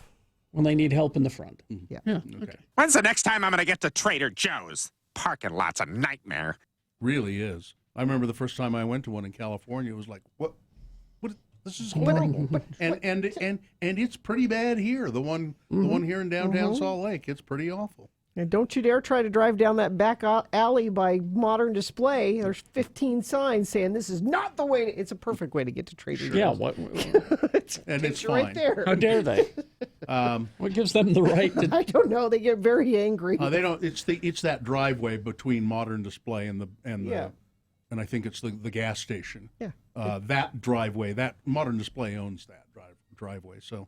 Well, I use it all the time to get to Trader Joe's. I was going to say they should fence it in there. Yeah. If they don't want people using it, they should put up a fence. Well, it's where they have deliveries there and stuff like that. So let's see, a crash involving multiple vehicles on Interstate 80 closed down Interstate 80, and it's not Evanston. It's a crash on mile marker 184 between Rawlins and Wamsutter, Rawlins, Wyoming, and involved mostly commercial vehicles. According to local authorities. Reports of casualties or injuries not officially reported, but I-80 is still closed and is expected to be closed westbound from Rawlins, Wyoming to Laramie, Wyoming, okay, in a 50-car pileup, and that's attributed to weather. The Utah Senate has rejected an anti-masturbation bill. Members of the Utah Senate voted overwhelmingly and along party lines in favor of legislation that would ban elective abortions in the state in the event that the Supreme Court precedent on the subject is overturned. But while the outcome of Friday's vote was unsurprising, the debate over Senate Bill 174 took something of a turn when Salt Lake City Democratic Senator Luz Escamilla attempted to add an amendment that would legally prohibit any male ejaculation that occurs outside of the vagina. My amendment, what it does is make sure that men play a part and are accountable for their actions as well, Escamilla said. The bill's sponsor, Riverton Republican Senator Dan McKay, initially responded with levity to Escamilla's motion, saying he would have to declare a conflict, which drew laughter from some of the senators. The amendment's language would add masturbation, coitus interruptus, or any method used to cause an ejaculation to the definition of an abortion. Senator Dan Thatcher of West Valley said that while some may have reasons to oppose the underlying abortion ban, he didn't find it appropriate or funny that Escamilla was using her amendment to oppose the bill. Not funny. A sperm is not a human life, Any more than an egg is. All sacred. Yeah. Any more than an egg is. And we're not talking about sperm and we're not talking about eggs. Oh, so you want to talk about science. Okay. Now, the one I like better than this one, as amusing as this one is, one of the Carolinas, a legislator proposed that if a woman is not allowed to have an abortion and she does not want to have the baby, she is automatically a surrogate for the state. She does not want that baby. She is carrying that baby for the state. And Makes they have sense. to pay for her health care. Makes sense. And her the state has mandated that I do this. Luz. I like Luz's one because it's kind of funny. But this one I think is interesting. You are saying I have to carry this baby and I don't want to. Then it's your baby, and you have to pay for everything for it. And then I will turn the baby over to you when it's born, and you're responsible for it. That one I think is interesting. I think we should do that with all pregnancies. Utah's first medical marijuana pharmacy is open today. The opening of Dragonfly Wellness means that qualifying patients will be able to legally access medicine that many patients say completely changed their lives. The patients and their doctors say Utahns' access to medical marijuana will greatly impact those individuals and can help combat our nation's opioid crisis. So excited for this. It's going to help a lot of people. It will help me especially, said David Sutherland, a qualified medical cannabis patient. So this is the first one to open. There will be others, but the supply is not complete. We don't have as big a supply at this point. Dragonfly Wellness is just the first to open. More pharmacies are planned to open in coming months across the state of Utah.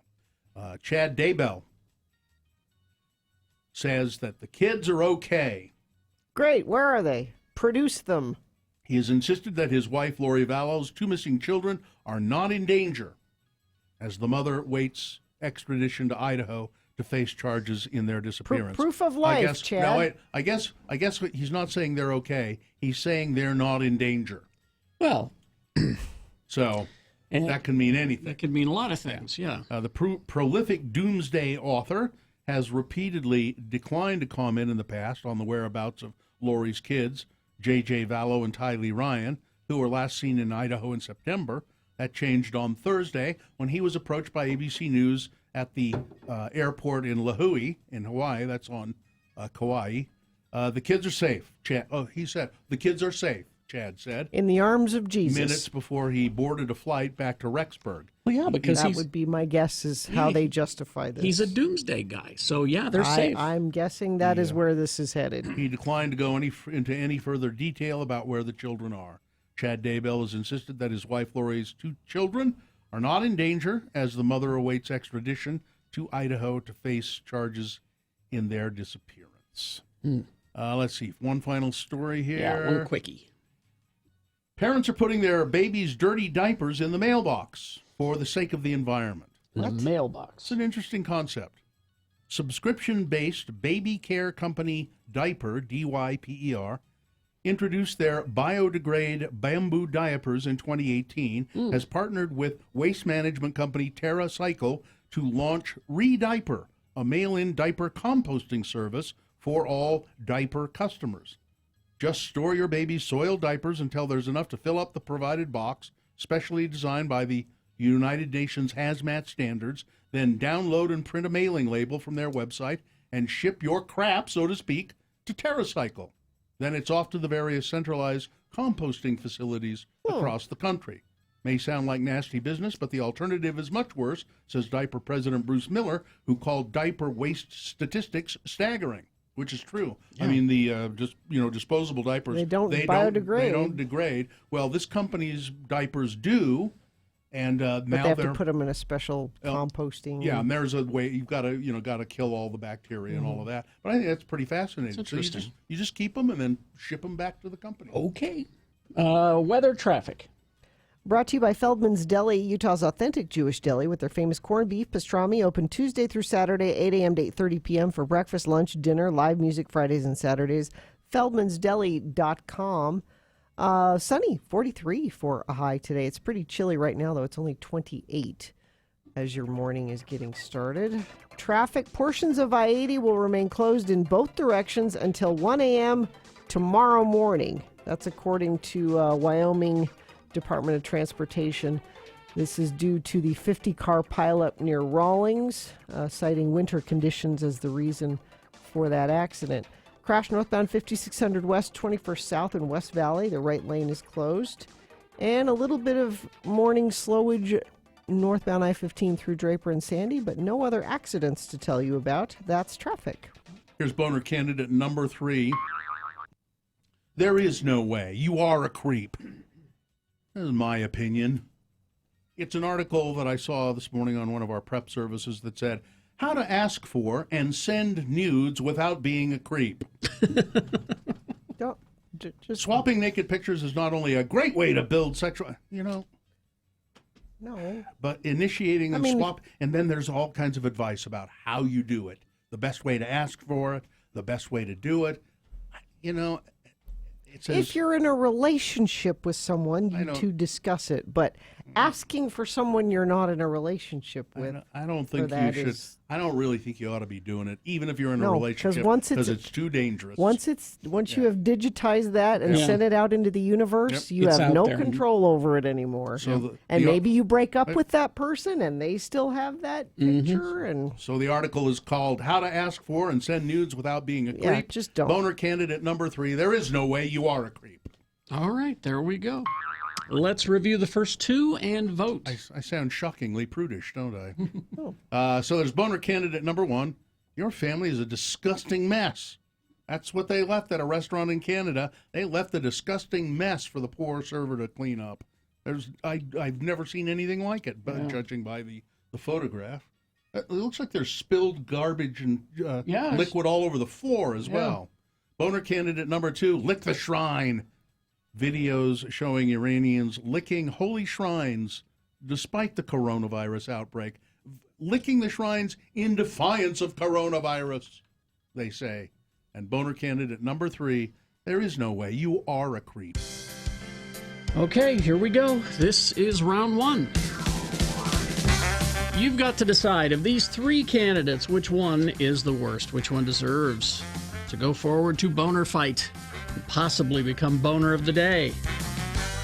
The wins here, it goes up against the winner of round 2's voting. We'll do that at 8:20. 3 different candidates. We'll get a winner there.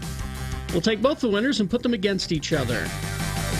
That is how we determine who is boner of the day with Boner Fight. That happens at 9:20 when we take both of our winners and let you decide.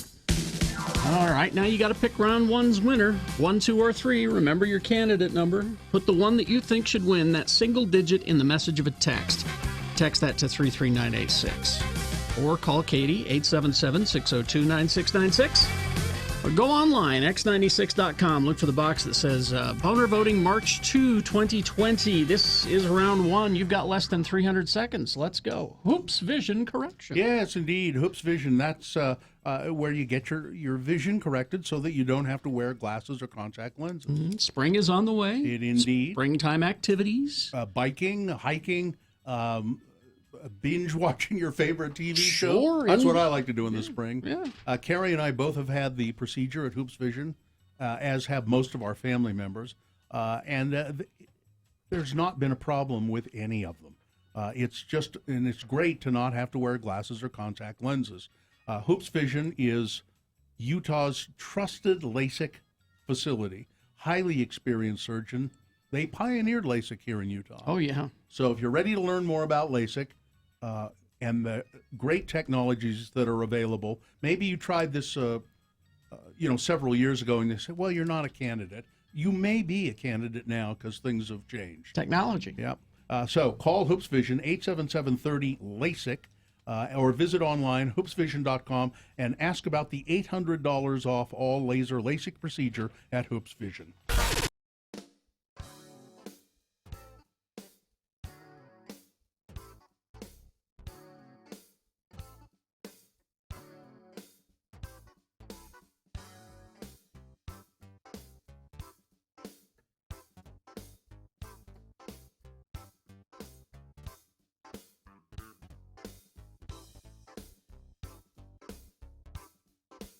All right, so we're downtown now.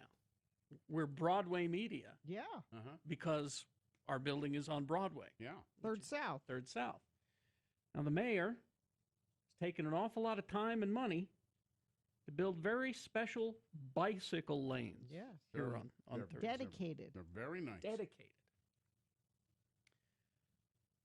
So I'm walking down Broadway yesterday, and here comes a bike rider toward me on the sidewalk. Jerk. On the sidewalk. He's on the sidewalk, riding his bike down the sidewalk, coming towards me. Wienermobile! Sorry. For some reason, the Wienermobile's outside. I'm sorry. I knew she'd do that. I ignored it. You ignored the Wienermobile? I did. You know, you can acknowledge in your head the Wienermobile when someone's in the middle of telling a story. I'm sorry. You know. It's on Third South, Broadway, where your story takes place. So the bike's coming toward you. Bike's coming toward me on the sidewalk. Tell the story to me and shut up, Mike. Yeah. And so and this is exactly how I did it. I wasn't a jerk about it. I wasn't, hey! I never did that. I went like this. Bike lane. You could use the bike lane. Said it exactly like that. And as the guy zipped past me, he yells, F off. Hug off. I mean, why? I would think you would prefer to use the bike lane. Sure. Why would it be more attractive to drive down the sidewalk than sort of the bike lane? What could you tell? What sort of it was biker and well, he was casual, I think. Was it a hipster or was it, it was a guy? Kind of a hipster. Or was it a DUI guy? It was a mountain bike, younger guy, no helmet. Not a DUI guy. No. But then a minute later, so I just kept walking. A minute later, he scoots right up next to me. Were you nervous? And I'm like, huh? I didn't know what to think. He said, dude, I listen every morning. That was an awesome interaction. He turned around and came back. He realized who it was that he had just told to hug off. Yeah. And I went, okay. I just, the mayor spent an awful lot of time and money on that bike lane. I just thought you might want to use it, is all. Did he explain why? He rambled about how he's a passenger, he's a rider, he's a pedestrian, he just goes wherever, some sort of crazy. Oh, he's like... It didn't make any sense, and I just kept walking. So. But he turned around and came back. Did he apologize? Did not apologize. I think that was his way of apologizing. Saying I listen to your show. Saying I listen to your show every morning after I tell you to F off. Yeah. Well, I don't know. I think I might have said, that doesn't make it okay. I didn't care to interact anymore. Once he started going on about how he's a pedestrian and a passenger and all that. Doesn't make any sense. I went, okay, I don't want to talk. I don't want to talk.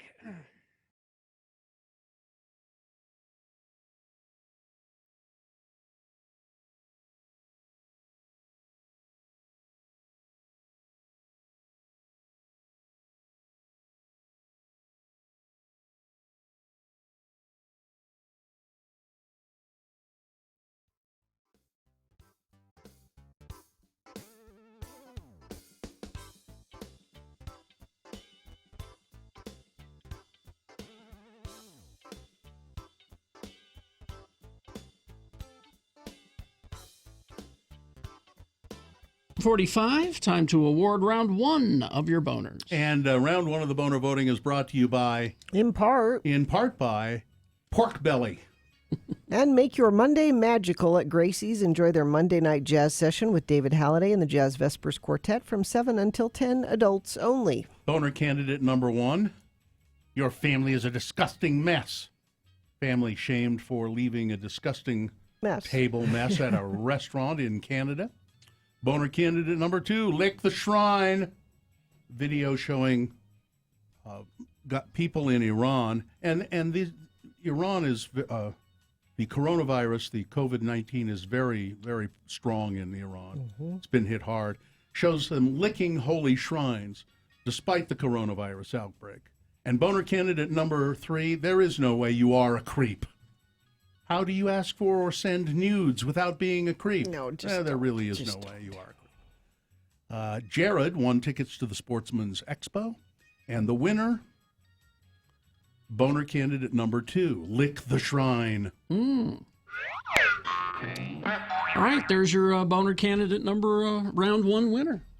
So now we'll throw it into Boner Dome. Round 2 happens at 8:20. 3 more candidates. We get a winner there. We'll take both of these winners, and at 9:20 this morning, you will decide boner of the day. I have an email of interest. Is it of interest? It is, because it's about sandwiches. You have piqued my interest. Yeah. Carrie's sandwich crazy. I'm sandwich crazy, too. I always have been. I just come to this realization that I am, in fact, sandwich crazy. There is no finer food than a sandwich. Yeah. You can do all kinds of things with a sandwich. And we've been talking about sandwiches a fair amount, and I have an email about it. Emails of interest. Hello, Lords. My name is Jason. Hi, Jason. And I love grilled cheese sandwiches. You've been talking about how to make the best grilled cheese with mayo instead of butter. And that is mayonnaise on the outside, on the bread on the outside, rather than butter. And so you fry or grill the sandwich with mayo on it. One other little addition to grilled cheese that I just remembered that I liked a lot, I haven't had for years.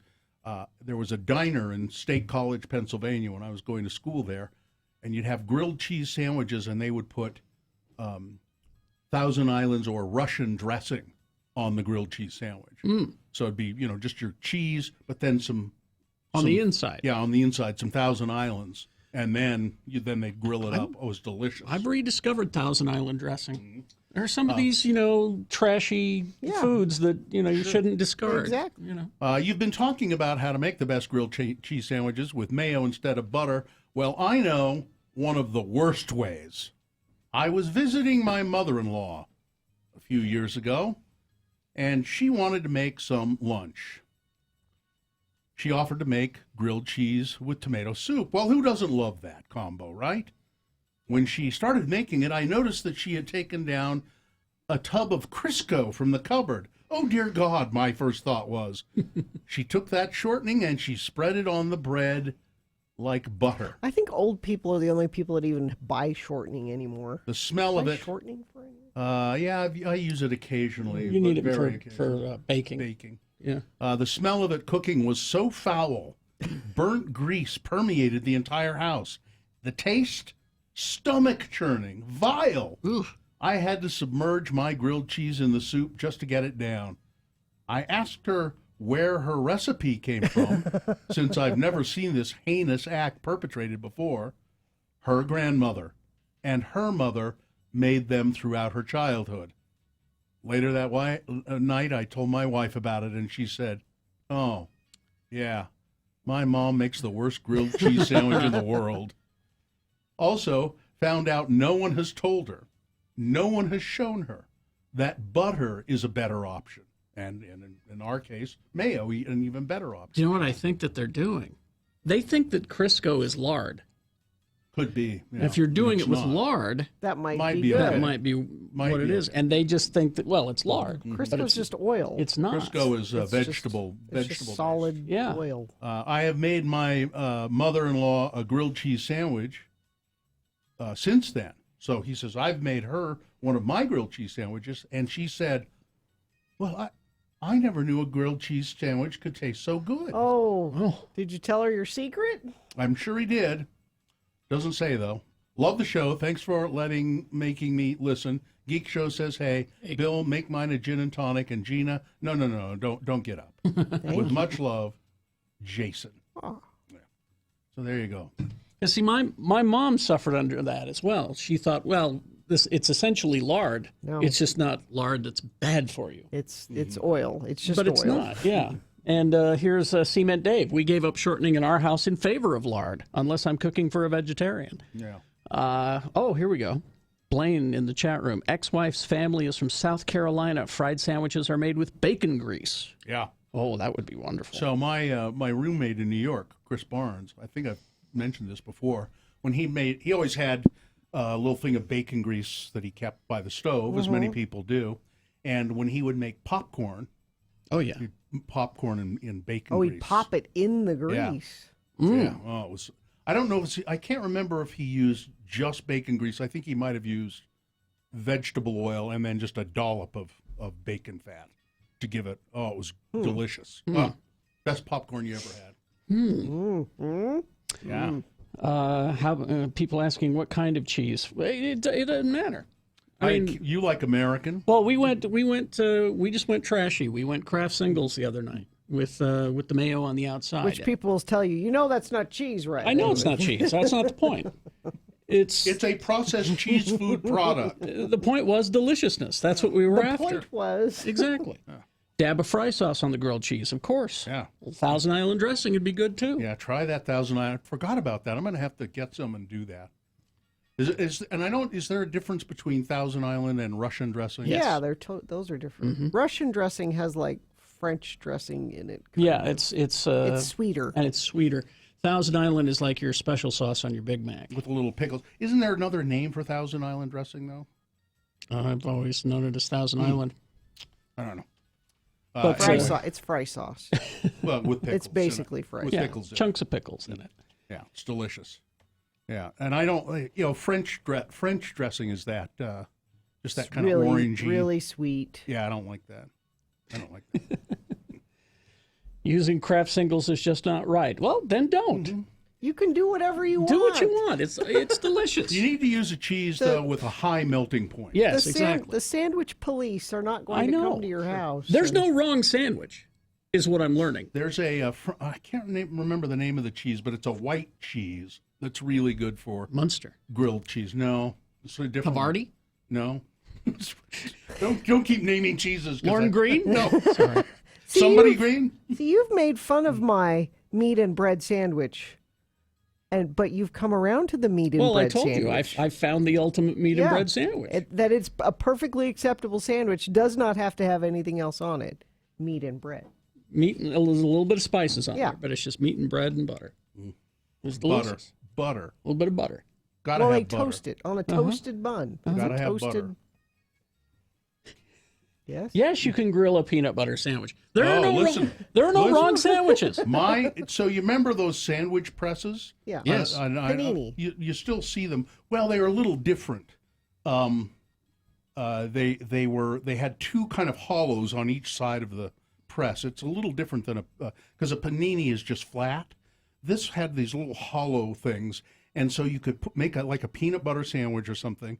Peanut butter and jelly, and then close that thing up, and it would seal the edges.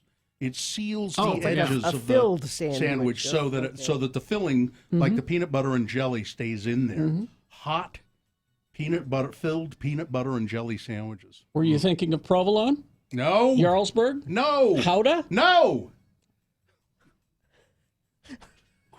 People are guessing the white cheese. White cheese? I mean, keep guessing. You may hit on it because if I hear it, I'll probably remember what it is. But, keep reading all of the keep reading all the white cheeses you can think of. Email of interest. There we go. I'll look it up and find it. The only wrong sandwich is Jack peanut cheese? butter and mayo? No. The only wrong sandwich is what? We're all just shouting now. Go ahead, traffic. Crash southbound I-15 at milepost 313, I-15, I-215 junction in Davis County, off to the right shoulder. Crash northbound I-15, this is in Santaquin at milepost 244 on the on-ramp. And let's see, that's about it. A little bit of slowage through Draper and Sandy, but I don't think there's an accident associated with that. That's traffic. Fontina? Dubliner?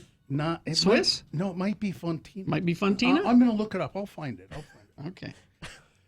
Take a break. We'll be back. Bill Frost, I believe, is here. Yes, he just pulled up. Bill Frost is here to tell us what's on TV this week. Stand by for that. Oh, he also says he's prepared to talk sandwiches. He is also prepared to take. All right. Listen, there's no wrong sandwiches. All All right. We'll take a break. We'll be back. Zero Res. Spring cleaning time. They just came into the studio. I don't know if you noticed, Bill. They cleaned over the weekend. Doesn't it look How right? could I not notice? Exactly. It's beautiful. There used to be this huge stain where I stand, and it's gone. I'll make sure I get another one there. It's so spring cleaning. They did the whole building here, and it looks great. Zero Res. They don't use any chemicals. They don't use any detergents. So, like when we walked into the building today, I couldn't smell anything. No. It was just great. And it's all dry already? They've been using a green cleaning method that's safe for the family, and it leaves no dirt. No dirt, dirt attracting residues is what I mean to say. So they are the experts at Zero Res. They have, you just try them out. Please get your carpets cleaned. Right now they're doing this deal where if you have 3 rooms cleaned for just $33 per room, Zero Res will add the 4th room for free. Some restrictions apply. Call for details, 801-288-9376. That's 2880, or go online and look for Zero Res Carpet Cleaning.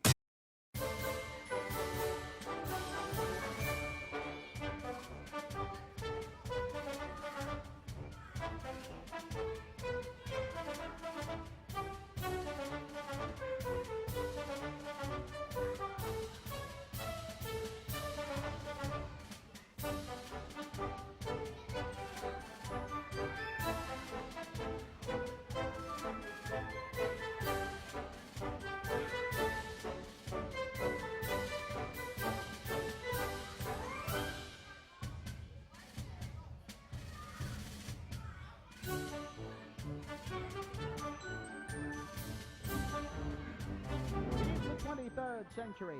Humans have left the lowly confines of planet Earth and have sought their destiny among the stars. While many things have changed, one constant remains: the need for young men to venture forth and do the work of the Lord. This is the tale of 2 such men who at the age of 19 have answered the call of their general authorities and are embarking on a 2-year mission to spread the gospel throughout the galaxy. This is the story of Space Elders!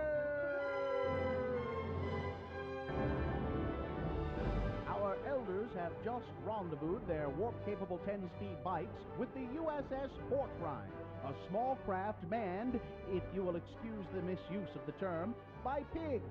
Not your ordinary run-of-the-mill pigs, mind you, but sentient, talking pigs. Pigs in space! Welcome aboard, gentlemen. I am Captain Link Hogthrob, commander of the USS Pork Rind. This is my first officer, Miss Piggy. And that pig over there is our ship's physician, Dr. Strangepaw. Hello, elders. Hi, I'm Elder Chris Jensen, and this is my companion, Elder Jensen. Hi. We represent the Church of Jesus Christ of Latter-day Saints. You know, the Mormons. We have heard tales of your exploits from other space vessels. Yes. Is it true that your church provides for eternal marriages? Well, yes, ma'am, it is. Eternal meaning in this life, in the next life, and forever and ever? Kind of like syndication? Yeah. Would the frog, the groom, in question have to be a willing participant? That's the way it's usually done. All right, let's cut to the chase here. Does the Mormon Church recognize marriages between beings from different species? Well, such as? Pigs and frogs, you idiot! Don't you ever watch the show? Well, I believe that you'd have to seek the counsel of your bishop. I don't think we're authorized to make such a decision here in the field. I think we've reached the point in the sketch where I begin to assault our guest with karate chops. Hi! No, wait. I think I can shed some light on the subject. Now, both you and the frog in question are made of flannel and have men's hands up your... Elder Jensen! No, what I mean is that you're both Muppets, and therefore not different species. I mean, I see no reason why you can't be sealed to one another. Oh, Captain Hogthrob can marry people! You guys wait right here while I find my Kermie! Will Elder Jensen get sent home for telling pigs and frogs that they can marry one another? Will Captain Link Hogthrob get sent home for marrying a pig and a frog? Will Kermit the Frog find a way to get our elders off the Muppet Show and back into normal space?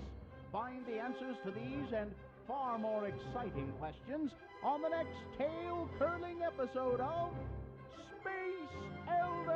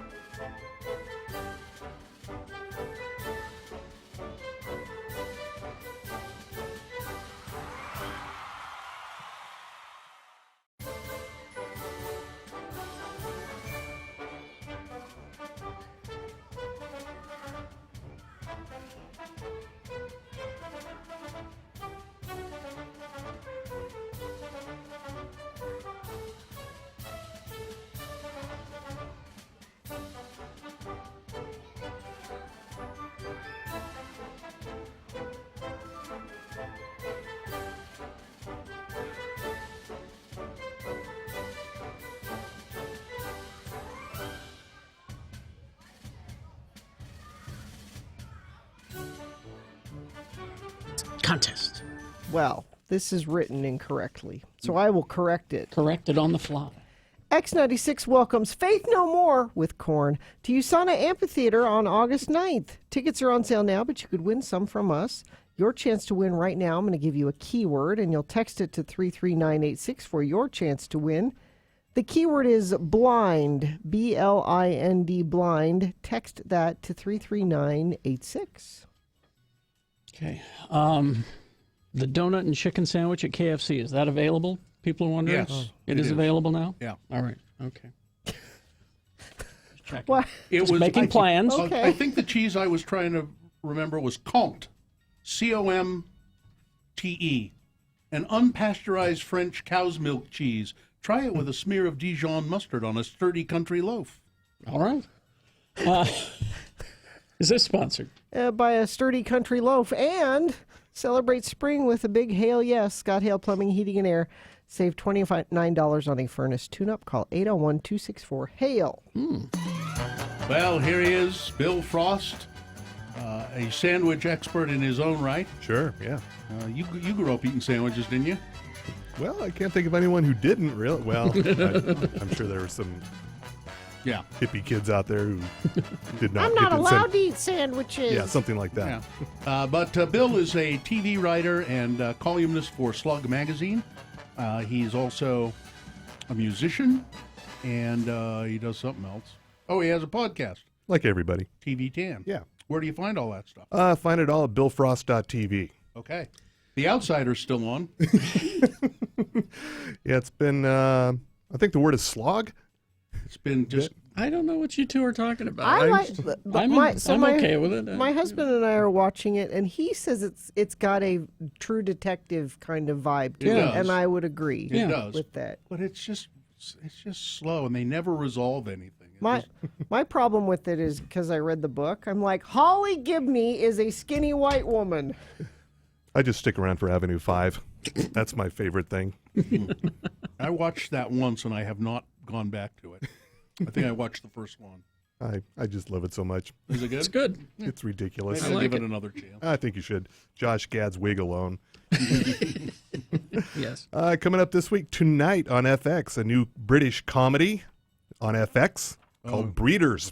Yeah, I saw that. Yeah. Yeah, Martin Freeman and Daisy Haggard.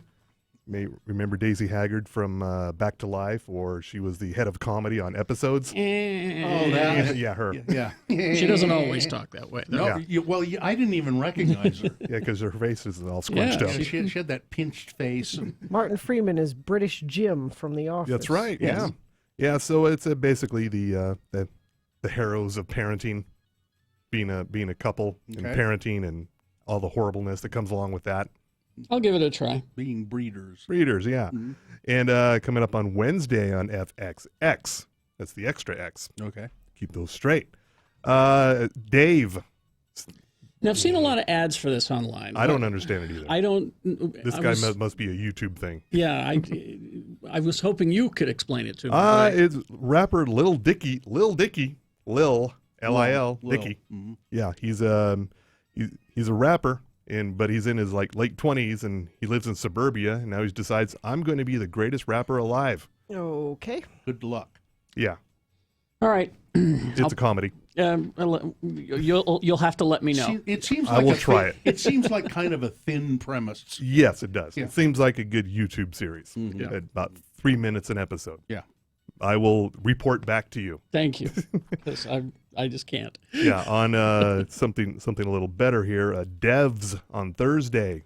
Nick Offerman. D-E-V? D-E-V-S. Devs. Devs on Hulu. Okay. It is about Nick Offerman speaking of terrible wigs, Nick Offerman, and this rivals The Witcher. He doesn't need a wig. He's got a great head of hair. Oh, you Okay. should look it up and All right. take a look at this. Yeah. It's pretty terrible. He's a CEO of a tech company, and a young woman is a software engineer there. Mm-hmm. Also, her boyfriend is as well, and he turns up dead. He got apparently suicided, Epstein style, and it's mysterious circumstance. She thinks she found out something about the company, and they had him suicided.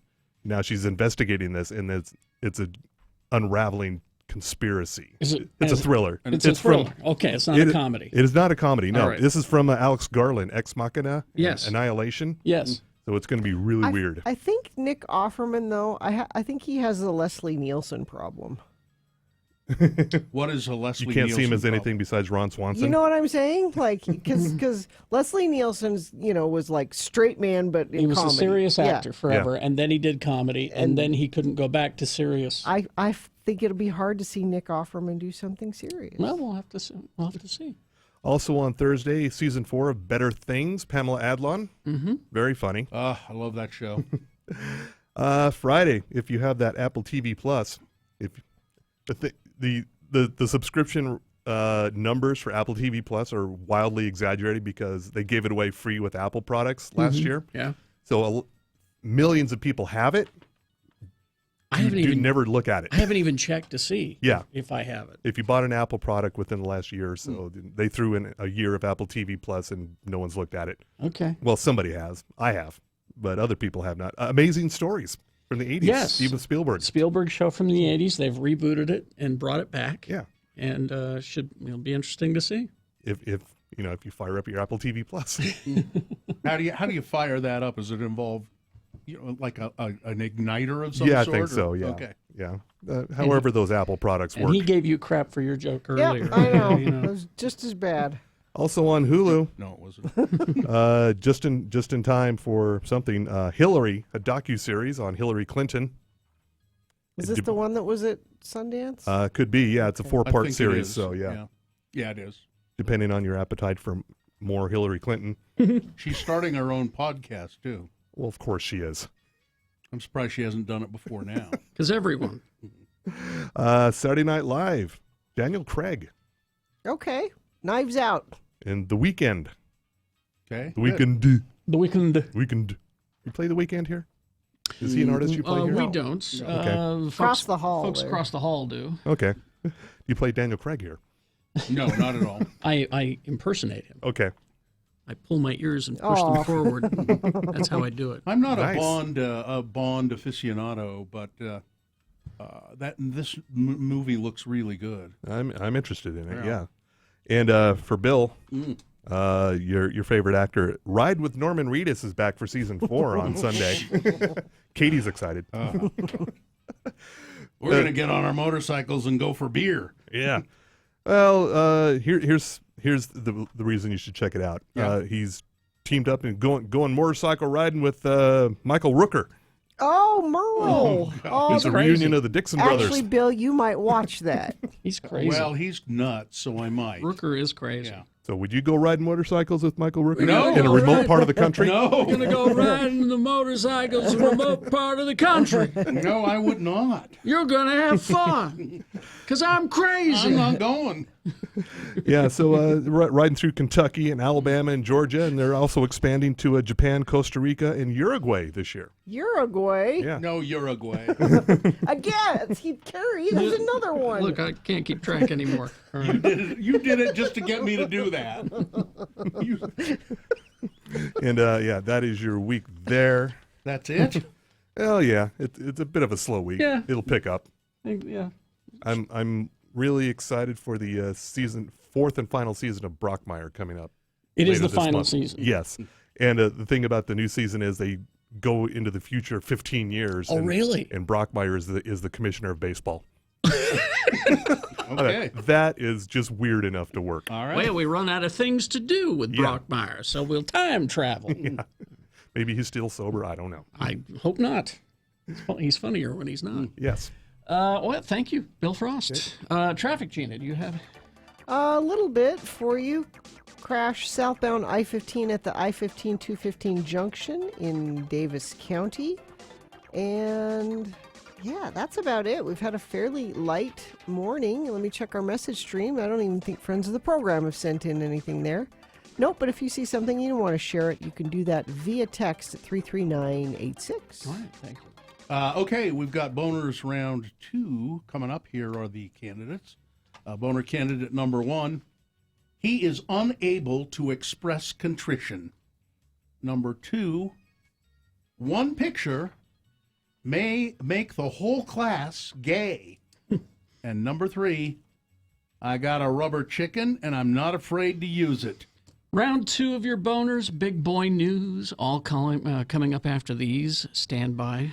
Super Tuesday is tomorrow. Yes, and you can vote still. Yes. There's still time to, if you have the mail-in ballot, there's still time to get it in the mail if it's postmarked by midnight tonight. Or you can drop it in a ballot box. Or if you don't even have a ballot, you can get one. Or if you're not even registered, you can do that. All of the information on how to do all of that is at vote.utah.gov. For the first time since 2012, Utah is holding a presidential primary election, and this is the first time where we've been involved in the Super Tuesday elections. 14 other states will all be holding primaries tomorrow. Remember, William Weld is the candidate going up against Trump in the Republican primary, and then we still have several Democrats to vote for. Bernie Sanders and Amy Klobuchar are both coming to Salt Lake today. Amy Klobuchar probably in about an hour at the depot, and Bernie will be out at the fairgrounds later on today. So if you want to find out more about how to vote for those people or any other people you want to vote for in the primary, go to vote.utah.gov. Download the brand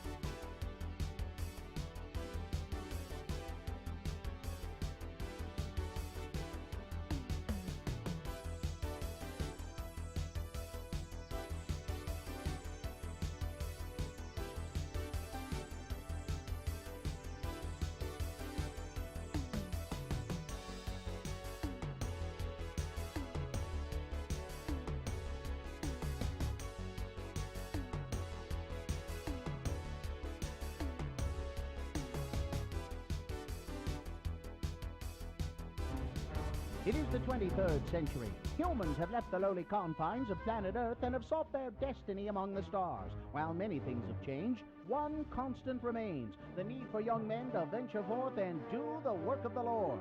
This is the tale of two such men who at the age of 19 have answered the call of their general authorities and are embarking on a 2-year mission to spread the gospel throughout the galaxy. This is the story of Space Elders! In this episode, we find our missionaries tracting underground on Janus 6. Wow, would you look at these caverns? They're incredible. You sure we have the right planet? Yeah, I am. Janus 6. Why'd you ask? Oh, just because this planet is uninhabited, that's all. Well, I'm sure that Zone Leader Hansen had a good reason to send us here. Yeah, like all the residents of this planet were killed by some unknown force, and he's hoping that we stumble upon it. Now, Butch, you be nice. Hey, looky here.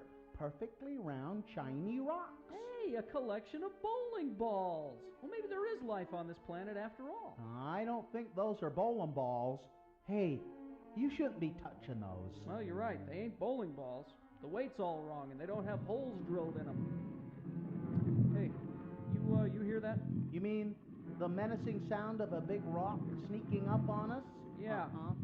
What do you think it is? Well, from the looks of it, I'd say it's a big rock sneaking up on us. What the flip? Oh, you better put down the bowling ball real slow and easy, Butch. I don't think the big rock that's been sneaking up on us likes the way you're handling it, and it's staring at us, too. Okay, here you go. It's backing off. Excuse me, Mr. or Mrs. Big Rock. I'm Elder Christiansen, and this is Elder Jensen. Hi. Hey, look, it's burning some words into the cavern floor. Me, Horta, these my babies. No kill I. Hey, she's friendly, and she has kids, so it means she must be married. Mrs. Horta, we represent the Church of Jesus Christ of Latter-day Saints. You know, the Mormons. Hey, she just crossed out the no from no kill I. Oh, so much for being a friendly rock. Looks like this might just be a time to make an exit there, Lehigh. Let me just grab one of these little rocks as a souvenir. My cousin would love to have a real live pet rock. I don't think she wants you to have one of our babies, Butch. Look out! Is this the end of our missionaries? Will Butch get to send a pet rock home to his cousin? Will Lehigh make him put it back? Is it legal to bowl with a silicone-like form egg? To find out the answers to these questions, tune in next time to hear Butch say... Okay, lady, back off or the little rock gets it. Now, Butch, that's no way to talk to a prospective convert. Now give her back her baby. On the next bone-chilling episode of Space Elders!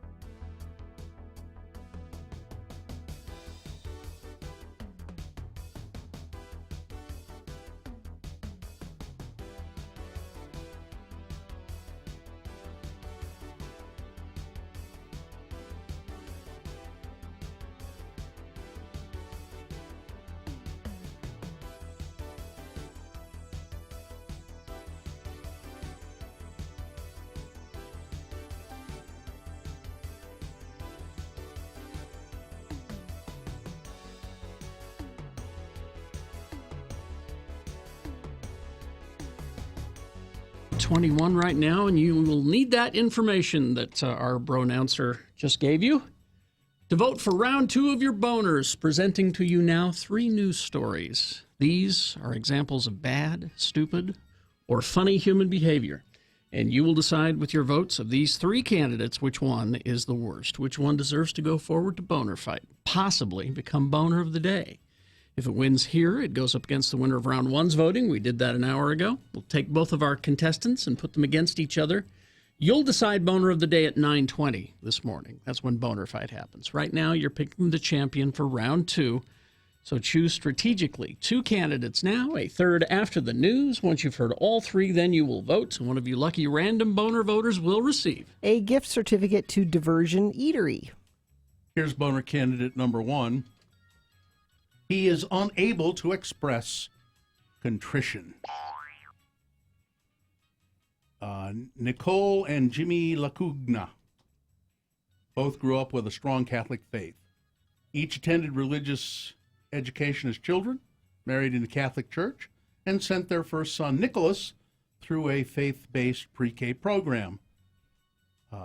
8-year-old Anthony Lacugna reached 2nd grade last fall, and he was on track to receive his Holy Communion in April. Okay. But just a few days ago, the couple learned that Anthony would not be allowed to receive the sacrament at St. Aloysius in Jackson because, and this is at the church the family has attended for years.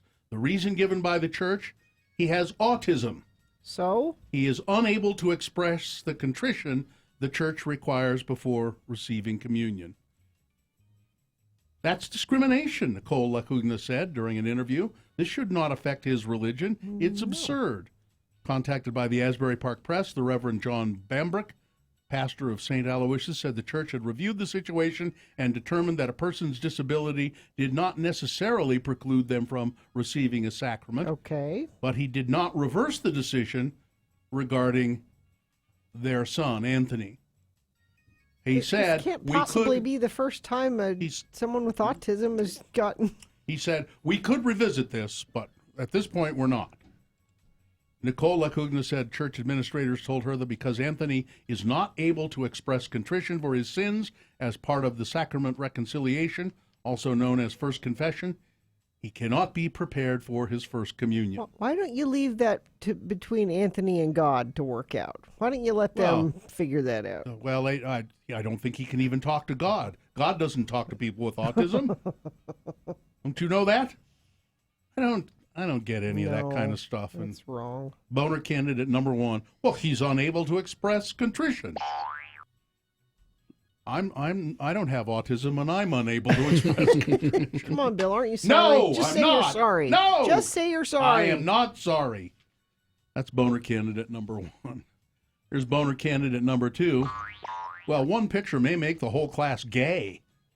A Texas art teacher who was placed on administrative leave after talking about her future wife in class hopes that her settlement with a school district will change the lives of other people. I saw this. And you should see how harmless the photo is. Stacy Bailey was on paid leave, reached a $100,000 settlement with the Mansfield Independent School District last week.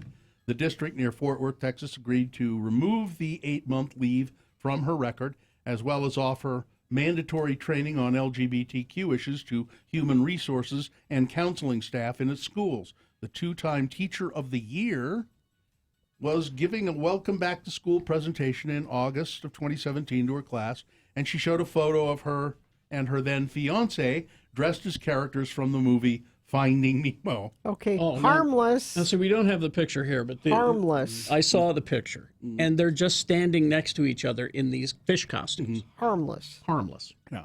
And if she's Teacher of the Year, don't you want to hang on to those? A parent complained to the school said that Bailey was promoting the homosexual agenda. No. This is one of the biggest reasons that I did stand up, because I thought if I would have just stayed silent or I would have resigned, that this would just have happened to somebody else after me, Bailey said at a press conference. She wasn't promoting a homosexual agenda. She was sharing pictures of her family and her life. Her homosexual family, Gina. She was promoting an agenda. Couples costumes, which... And promoting that movie. She's not getting paid to promote Finding Nemo. Boner candidate number 2. One picture may make the whole class gay. All right.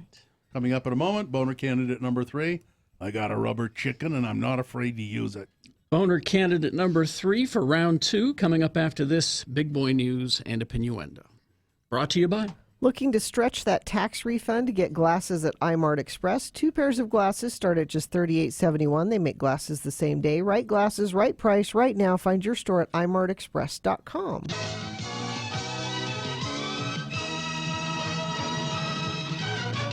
Don McLean is finally making some of his older albums available for streaming. Whew! Woohoo! At long last. Phew! More than American Pie? There's more than that? Vincent, Gina. Vincent. No, Vincent is... Don McLean. Mm-hmm. Yeah, it's Don I thought McLean. it was Dan Fogelberg. Nope, Don McLean. Oh, look, let me check. If it is Will Dan you give me Fogelberg, credit? I will not express contrition. I'm incapable I'm of pretty being sure it's contrite. Dan Fogelberg. It's not. It's Don McLean, and I'll bet you on $100. $100? $100. I'm not betting you $100. 50. No. 25. No. I have the answer. 10. It's Don McLean. Carrie, do I want to take the bet? Or... I'm not saying a word. It's Don McLean. Starry, starry night. It's Don McLean. It is Don McLean. Yeah. All right. It's easy to get them mixed up. It's a terrible They're very song. similar. It's a terrible song. So Judge Judy is not going to be Judge Judy anymore. She's got plenty of money. Judy Scheinland, changing the course of her career. She is 77. She says on Monday's edition of Ellen that her Judge Judy show will end after its 25th season, at which time she will focus her energies on what appears to be a rebooted version of the show called Judy Justice. I've had a 25-year-long marriage with CBS, and it's been successful. Next year will be our 25th season, the silver anniversary, and CBS sort of felt, I think, that they wanted to optimally utilize the repeats of my program because they now have 25 years of reruns. So what they decided to do was sell a couple of years' worth of reruns. Okay. So basically, they were kind of saying, "Well, we don't really need you anymore. We got all the reruns. Plenty. We got plenty of library." Yeah. And I kind of understand that. She says, "So I'm just going to do another show." So it's the same thing, just. And let's see, it's going to be on. Anyway, it's going to be on another outlet. She says it's called Judy Justice, and it'll be essentially the same sort of thing. She doesn't need CBS, and they apparently don't need her. I'm surprised she's going to bother to do anything. I was going to say, if I was her, she loves doing it. I would just take that money and I would just travel. You can be done, Judy. She loves doing it. This is Lindsey Graham on Donald Trump and the coronavirus. Donald Trump probably knows more about medicine and specifically viruses than any of the so-called scientists at the National Institutes of Health and CDC. Carrie, if you can find the audio of that, because I still don't believe he said that. Well, it was on Twitter. He tweeted it, apparently. If anyone is going to eradicate this plague, it will be the president. Have you been able to find it? No. I think he said it. Search for it. Well, he tweeted it. He tweeted it.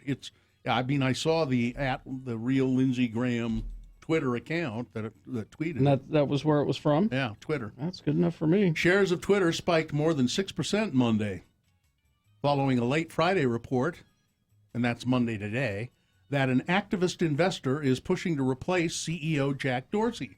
The rally, which added nearly $2 billion to Twitter's market value and bring it close to $28 billion, came as stock futures continued to slide on coronavirus-related concerns.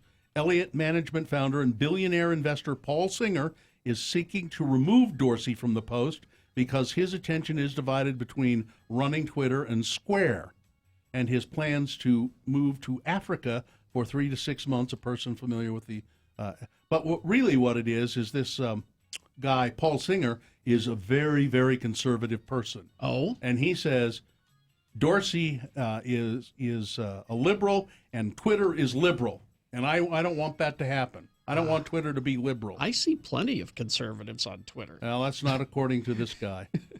You can curate your own timeline, mister. You can find more. Well, he's just going to buy it and make sure it's conservative. Oh, so he's going to force the conservatism on us. Yeah, exactly. That's when I'll jump out. Coronavirus stores across the Wasatch Front, across Salt Lake Valley, are seeing empty shelves and a run on supplies. Lines backed up into store aisles with carts piled high Saturday as shoppers across the Salt Lake Valley experienced a mad dash on area stores, leaving shelves bare and stocks low.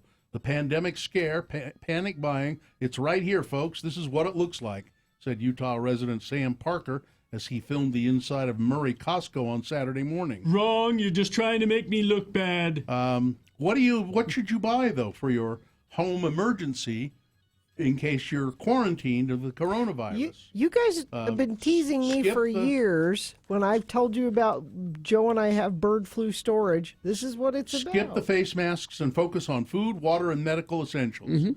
As the novel coronavirus spreads, voluntary or involuntary home quarantines could become common. Hundreds of people in the U.S. and thousands around the world are already living in semi-voluntary home confinement for 14 days after traveling to China. As the virus spreads, people are looking and asking, well, what should we have at home? You should have what you think. Water. Just store water. Food. Household supplies like laundry detergents and diapers if you have small children. You should have a 14-day supply of food for everyone in your house because the quarantine period is 2 weeks. So 14-day supply of food for everybody in your house. Focus on dry and canned goods that are easy to prepare. Keep at least 1 gallon of water per day for each person and pet in your home. Make sure you have hygienic products like the antibacterial soap, hand sanitizer, toilet paper, tissues, your feminine care products, and diapers. Get a 30-day supply of your prescription medicines. Make sure you have that. Maintain a first aid kit with supplies to treat common injuries. Take note of other medical supplies you might need, contact lenses, hearing aid batteries, stuff like that. And then make sure you have a magazine. You'll need a magazine. One magazine? Well, or two. Maybe 2 magazines. Maybe 1 magazine per person per household. Okay. A gallon of magazine. Yeah, do that. More than 150 snakes were found under a deck at a couple's home in Colorado. This couple kept finding snakes around their yard and in their home. And an unusual number of, to me, 1 snake in my yard is an unusual number of snakes. But so they call, why are so many snakes? They called some experts. They did some searching, and they found 150 snakes in a large den under the couple's back deck. Shannon and McFadden and Royce Robbins said that they bought their Elizabethan home in November of 2018, and the following spring they started noticing snakes popping up from between the wooden slats of their deck. The couple said they noticed as the months went on, the snakes were appearing in their yard, around the foundation, and even outside their home. McFadden and Robert hired an exterminator, and they found the 150 snakes living in a large den. Snakes like to den, under their back deck. They were safely removed and relocated. I'm not squeamish about a lot of things, but I don't ever want to come across a den of snakes. No. Snakes. Why did it have to be snakes? It's not, anything you want to encounter. Well, ladybugs, it wouldn't have been a big deal. But snakes, that's a big deal. And Amanda Knox has gotten married. Amanda Knox. Foxy Knoxy. Foxy Knoxy, sporting a bright yellow patterned outfit as she arrived for her wedding to her long-term boyfriend, poet Christopher Robinson, in front of similarly bizarrely dressed friends. Pictures obtained by the Daily Mail show Knox arriving for the ceremony at Elks Lodge in Washington State. Aren't they like UFO crazy people? Yeah, people were dressed in all kinds of bizarre costumes. Apparently, the theme of the wedding was science fiction. Yeah, they're like. Yeah, there are pictures from the wedding, and people are dressed in all sorts of bizarre and then her husband, the so-called poet, he has this beard which he's shaved so that there are stripes all along his face. All right. It looks really dumb. Sports weather traffic. The NBA has talked to leading health officials as concerns about coronavirus continue to grow. Within a month and a half left in the regular season, There are currently no plans to alter the schedule, but league officials are working with the CDC and keeping a close watch on the situation.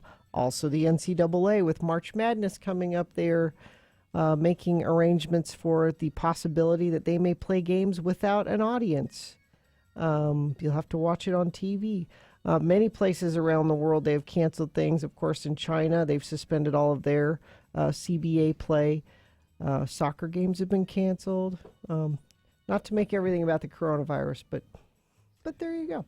The Jazz are on the road at Cleveland tonight. That game is an early game at 5 o'clock. Weather, we've got a sunny, beautiful day and a high of 43. It's 29 right now, so pretty chilly. And traffic, we have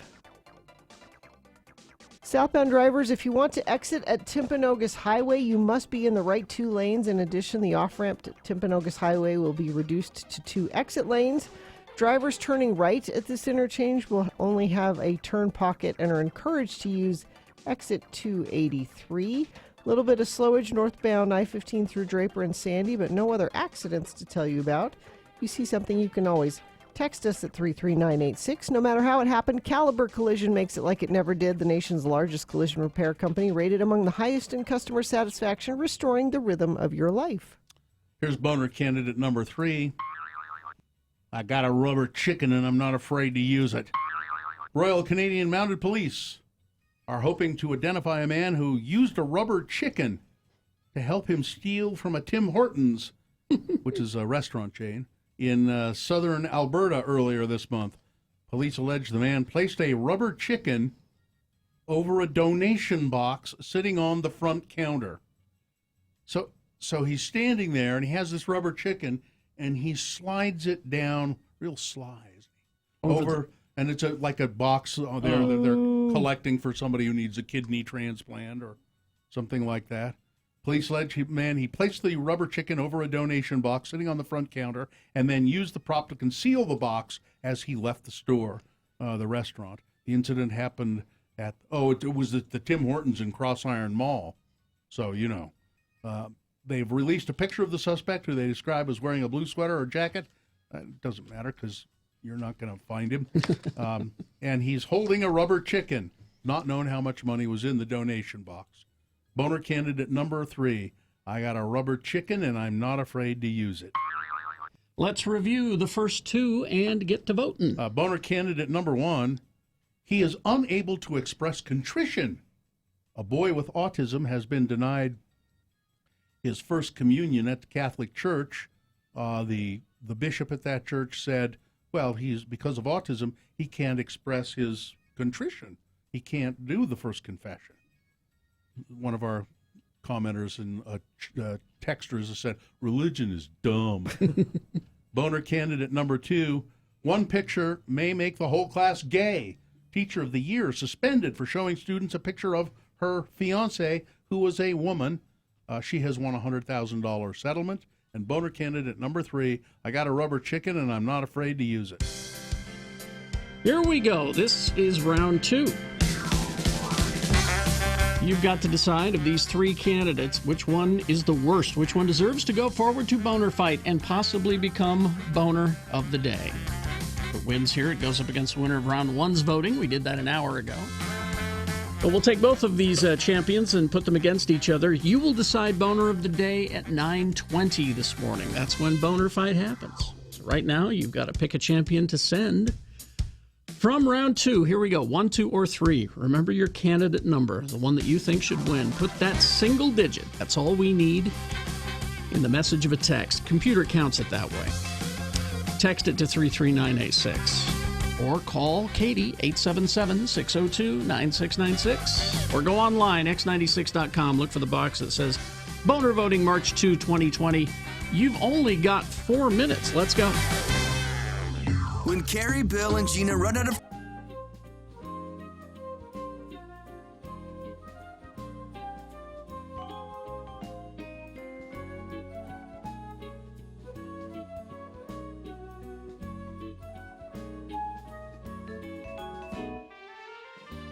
It is the 23rd century. Humans have left the lowly confines of planet Earth and have sought their destiny among the stars. While many things have changed, one constant remains: the need for young men to venture forth and do the work of the Lord.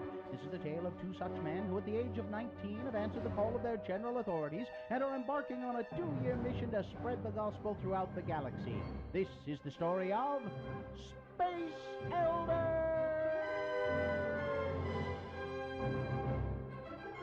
Today, we join our elders as they are drawn to a mysterious, uncharted planet.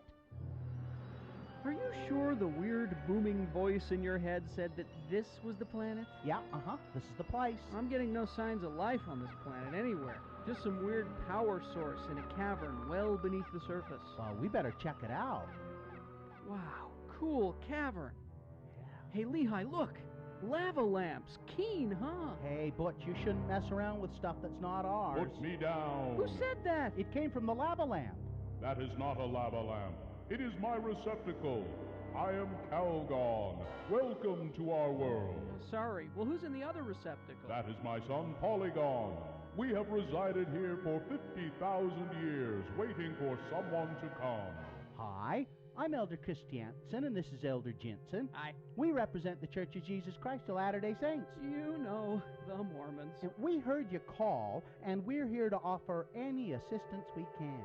How did you guys end up in these receptacle thingies anyway? We were a proud people, so technically advanced that we would be considered gods by your standards.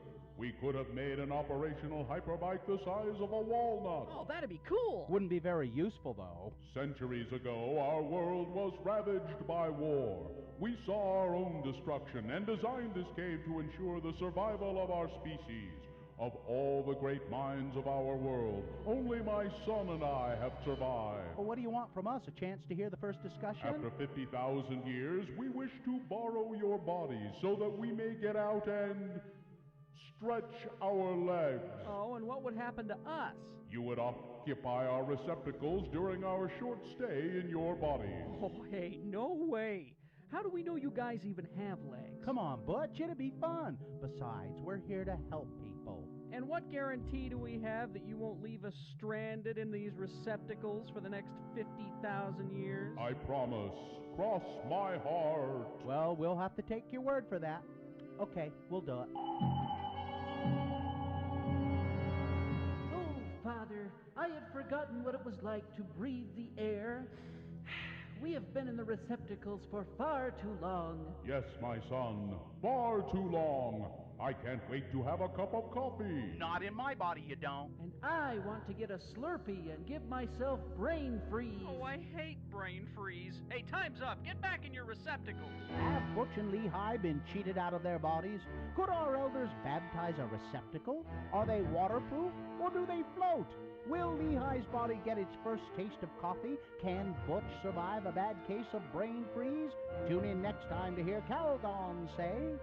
Well, my son, we gave our word. It is now time to surrender their bodies and return to our receptacle. No way! I haven't even gotten to play Nintendo yet. You just want to give them back their bodies because I got the good-looking one. Oh, how true. On the next hip-dislocating episode of Space Elders!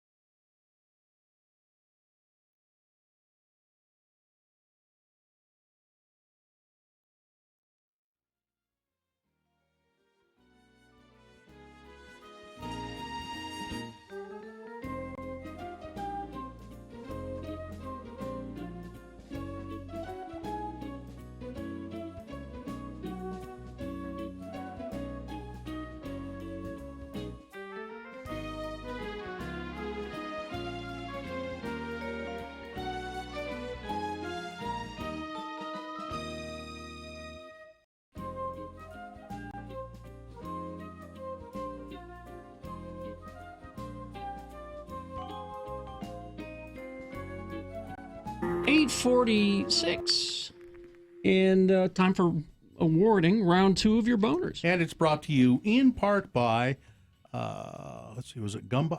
Was it Gumbo? I know my son made it. It was dirty rice and sausage and chicken, and it was really good. Jambalaya? No, it wasn't jambalaya. And not sure what to do with that tax refund? Get your car to Innovative Audio in Sandy, upgrade that crappy sound system, or hook the boat, RV, side-by-side, or motorcycle up with sound that you can actually feel. Innovative Audio, 8600 South 7th East. Boner candidate number 1. He is unable to express contrition.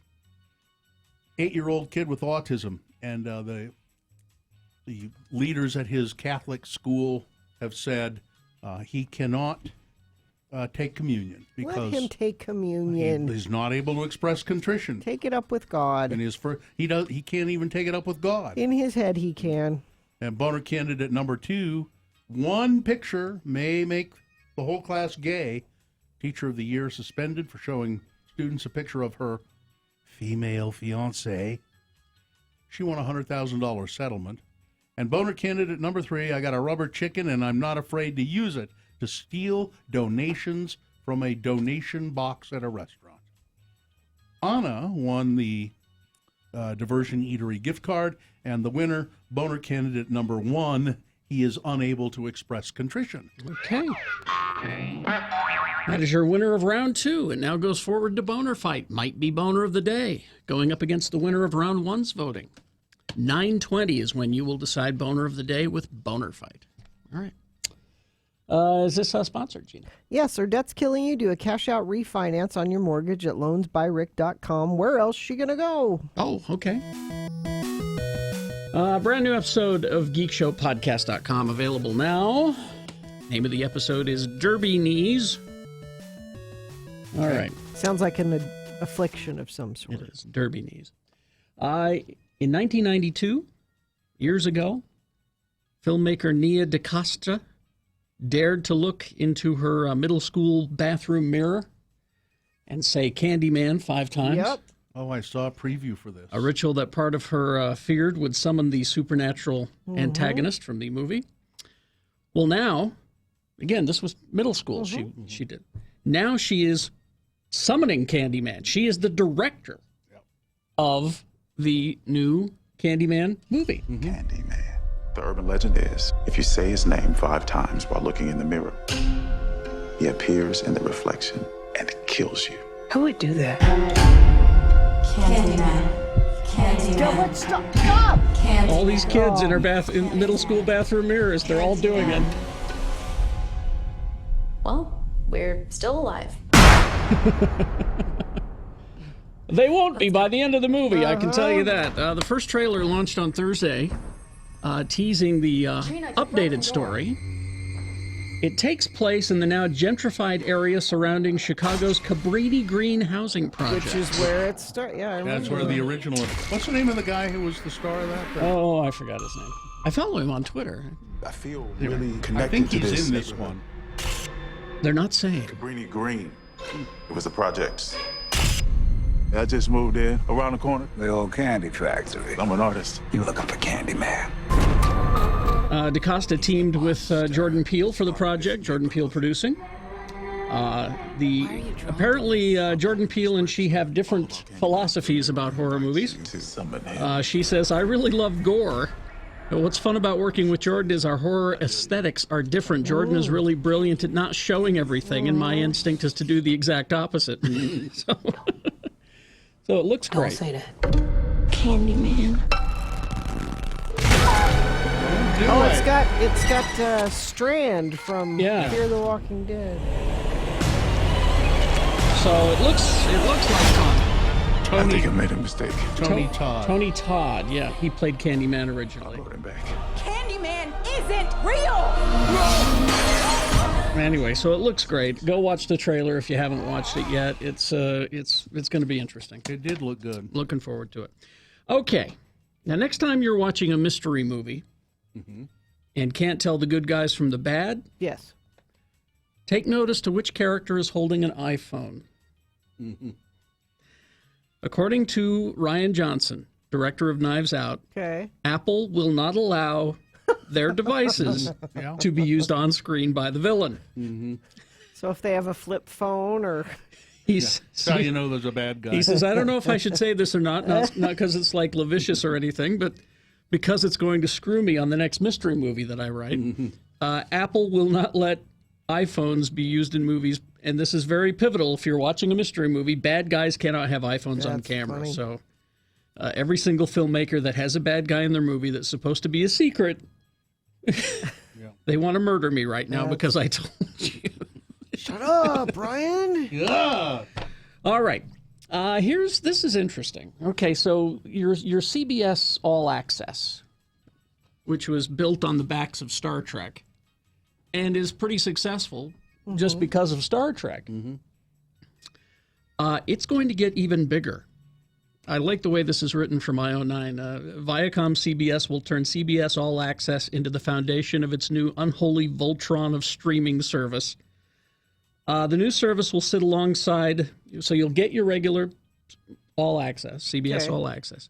They're going to add the Pluto TV service, the current premium Showtime Anything offering, and also, let's see, they're adding, here it is, BET, MTV, Comedy Central.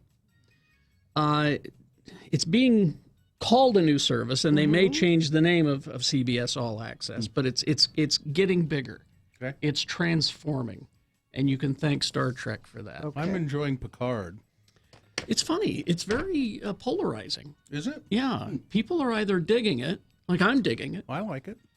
or they're like, This is not the Picard I am expecting and used to. It's too slow, and I just worry about Patrick Stewart because he's in his 80s and he's frail. And any time that there's a scene with him even running, I get concerned. Yeah. Slow down. Oh, don't fall down. Oh. Anyway, I have a stunt runner. I hope he does. Where do I get a stunt runner? You need one, don't you? Uh-huh. I think we all need one. Let's see, Sci-Fi Channel. They've ordered a straight-to-series order for, it's a series, Okay. Day of the Dead. Oh, okay. Because there are not enough zombie shows on TV? No, there can never be enough. I guess. Day of the Dead tells the story of 6 strangers trying to survive the first 24 hours of an undead invasion. It's a 10-episode series. They've ordered all 10. It all take place all in a shopping mall? It could be. That's one of the shows that they have bought and they want. There's another show that they have ordered called The Surrealator. The what? Selling homes in a The surreal Surrealator involves a real estate agent and an elite team of specialists who handle the cases that no one else can, haunted and possessed houses. All right. So why not? So that's The Surrealator is coming to the Sci-Fi Channel soon. Also, rest in peace. Up, up, down, down, left, right, BA. That's the Konami code. You see, Katie knows what this is all about. That's the Konami code. It's been in Nintendo Entertainment System games since the 80s. Oh. The man who invented the Konami code. Dead? Dead. His name was Kazushia Hashimoto. He's a video game developer, and he was assigned to work on a game that he had a hard time playing, and so he needed a code because he needs to. It's a cheat code guy? It's a cheat code. Okay. He needed a cheat code to play it through, to test it, and so he built into it what is called the Konami code, and it has been in various games throughout. And if you're a gamer, all you have to do is say up, up, down, down, left, right, BA, and they know what you're talking about. Finally, this. Let me see. I got to get his name right. Junius Suotamo. You know who that is? No. It's Chewbacca. Okay. This is the new guy that they got because Peter Mayhew was too frail to play Chewbacca. And so they got this guy named Junius Suotamo. He and his wife, Mia, recently welcomed a baby girl into their family. Oh, how nice. And so they have named the baby. Oh, no. Baka. No. It's not Chewy. Bacca. Just wish he would have called us. Yeah, let your daughter be her own thing, not your. Well, she's thing. got an unusual amount of hair. I know. Westbound I-80 between Rollins and Laramie is closed and will remain closed until they're predicting 1 a.m. This is due to that earlier 50-car pileup 1 there. a.m.? Yep. Tomorrow morning? Yep. Crash northbound I-15, 123rd south in Salt Lake. The left shoulder affected there. Crash southbound Mountain View Corridor Highway 90th south in Salt Lake. And I'll check our message stream, but nobody has sent in any traffic today, and that remains true as I look at 33986. All right, thank you. We will take a break. We will be back with Boner Fight. Stand by. Oh, shamrockplumbing.net. Yep. Listen, for more than 30 years, Shamrock Plumbing has been the contractor that Utahns turn to when it comes to plumbing issues.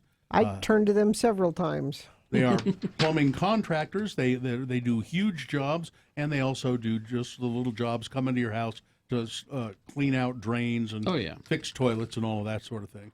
Install bidets and that sort of thing. Yes. Shamrock Plumbing doesn't say any job is too small. Just call them and they will come out.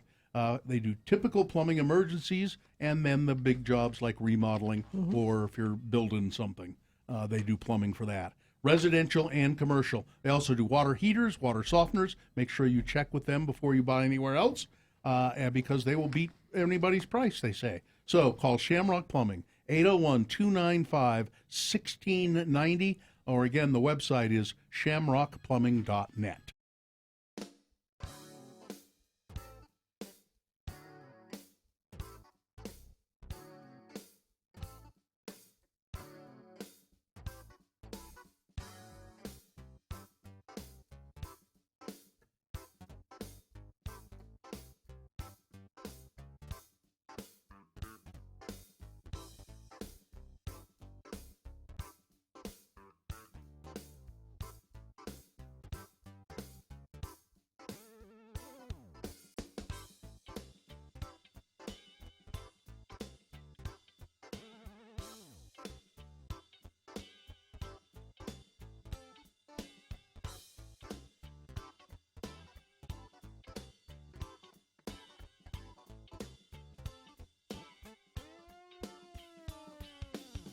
How do you feel about hot water bottles?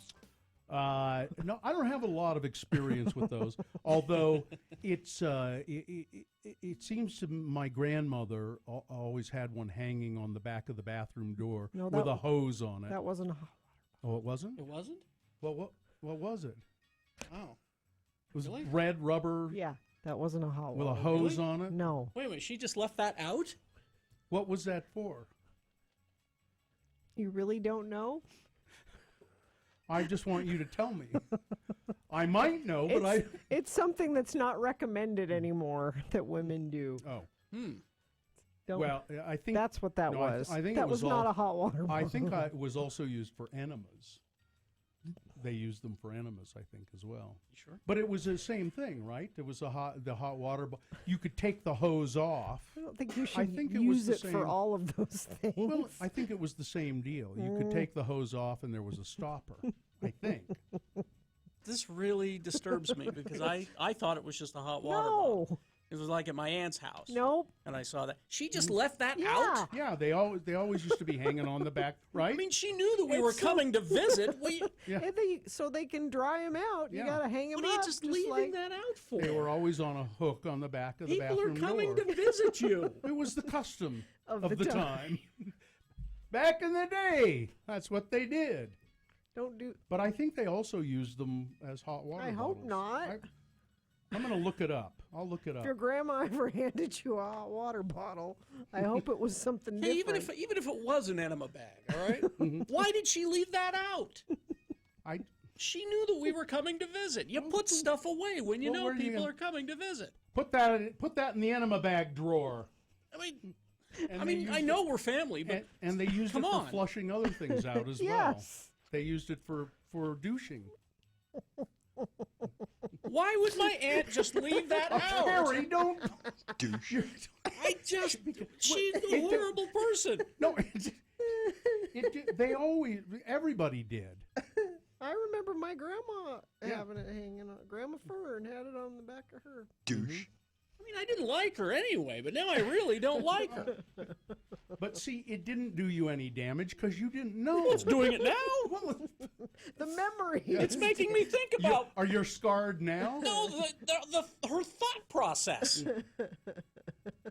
Family's coming to visit. I'm just going to leave this out. I don't care. Well, maybe somebody in the family needs an enema or a douche or a hot water bottle. It's handy.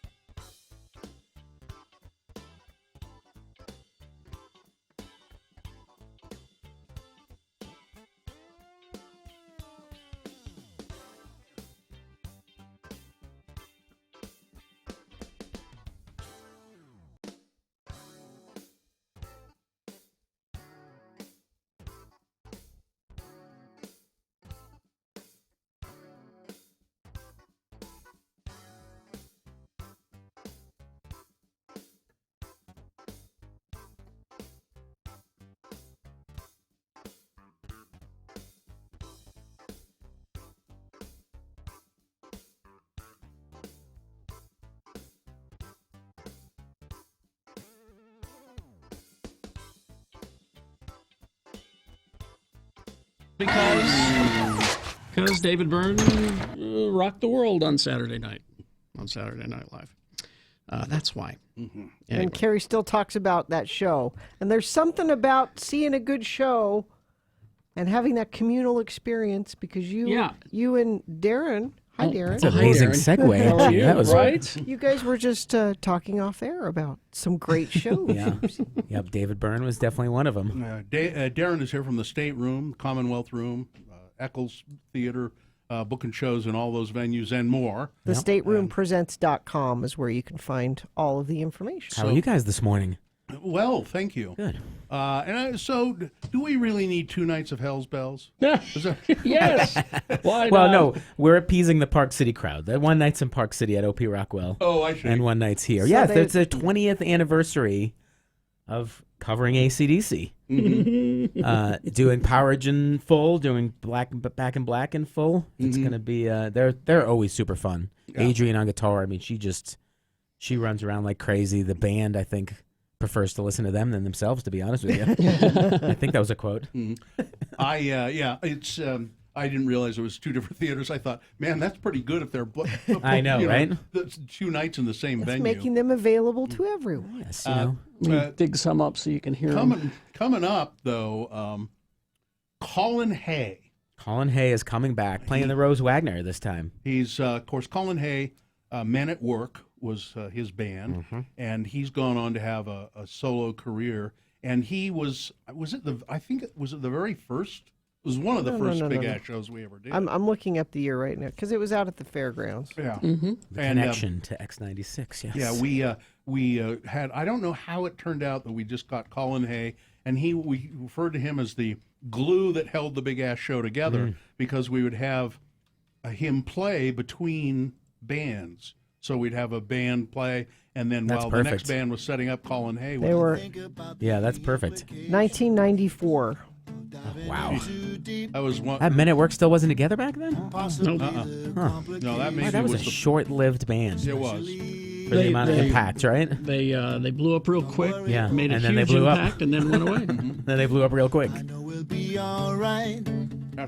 Sounds great. Yeah, he's at the Rose Wagner March 11th. Maybe he'll pop in and say hi to you guys. Fingers crossed. I'd love to see him again. He's a bit of a weirdo, but boy, I love his acoustic stuff. Yeah, he's going to be doing a solo show. I mean, I think he might have someone with him. Does he have a band? No, not the band, just solo. Oh. But with one other person, so I don't know if he's got like okay. an acoustic bass or I'm cello open. or something. I'm open. But that should be fun. It's an all-ages show, so that's his first all-ages show in quite some time here in town. Tell me about the phenomenon of leftover salmon, if you will. I think it is. I thought, what I was thinking really, the phenomenon is bands named after animals and fish stuff. We're talking about pigeons playing ping pong. And leftover salmon's been around for a long time.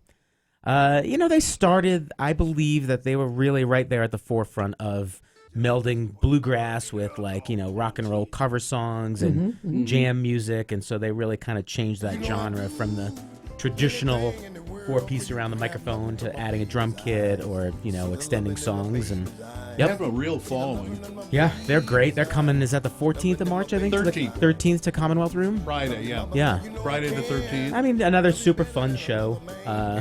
It'll be a good one for sure. The English Beat is coming back to Commonwealth Room. Yeah, tell me about that. Yeah, because I saw them when they were touring about 4 or 5 years ago. They have been pretty active lately. Yeah. Dave has been out there. It's a good band. He's got a good hype guy with him. I mean, obviously, R.I.P. Ranking Roger. Yes. But he's been doing it for a while, and it's been interesting. He's been playing strategic venues in our market, like making sure he gets the all-ages crowd, then comes back for a fun party 21-plus crowd. And they just last year released some new stuff, too. Yeah. I think it wasn't bad. Yeah. We stuck it in the CD player and went, that's English Beat. When is right. that show? I don't see it here on the schedule. Do you know when it is? It is at the Commonwealth Room. I know that. I'm looking for it, and I don't see it, but you can find 27th, March 27th. March 27th. Better be listed. Well, that's all well and There- good, but there what it about Dancing with the Stars live? No. What? Isn't it always live? That's what I thought. Yeah. It's not CGI, is it?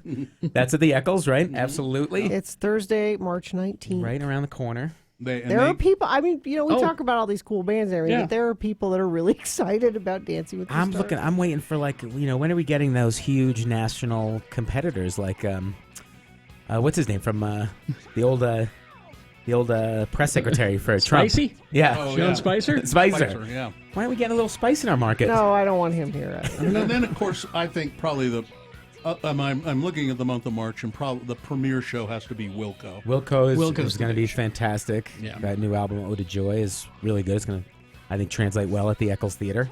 Mm-hmm. That's late March too, right? The 16th. 16th, mid-March. Yeah. There's a lot. The March Madness of music here this month. It's going to be crazy. I'm not home that much. Unfortunately. Sorry, family. So all kinds of shows, the State Room, the Commonwealth Room, the Eccles. So if you want to find out about any of these shows and buy tickets, like the Wilco show, I mean, it could sell out. It's getting close. Yeah. It's definitely getting close. I mean, we're 2 weeks out now, Yep. so there's still some good seats available. But of course, we'll always give tickets away. Yeah, too. what tickets do we have to give away today, We Derek? have tickets to Colin Hay at the Commonwealth Room. Mm-hmm. We have tickets to the English Beat Nice. at the Commonwealth Room. And I want to do a pair of Wilco as well. Wow. I think that'll be cool. Really? Yep. Generous. And how about Hell's Bells? Okay. Lest we forget Hell's Bells. Now this is Hell's Bells. Yeah, I was going to say, now not only do they sound like ACDs, but they move like the band. I mean, she runs around that stage. The guitar, she like does nobody's business. She does the head shake, sliding on the rugs. and She's gonna have rug burn like. I love it, especially because she's wearing a short skirt. Right. Oh yeah, no, it's a fun show for sure. All right, Thank so you very much. Katie will take care of all of that. The giveaways 877-602-9696. Darren, thank you. Bill, thank you. Carrie, Gina, as Thank always. you. We'll see you next month. Thank you for bringing the fun. All right, we'll take a break. We'll be back. Boner Fight is on the way. Oh, brooklinen.com. Oh, Brooklinen. It's just small changes to your lifestyle that can make a difference.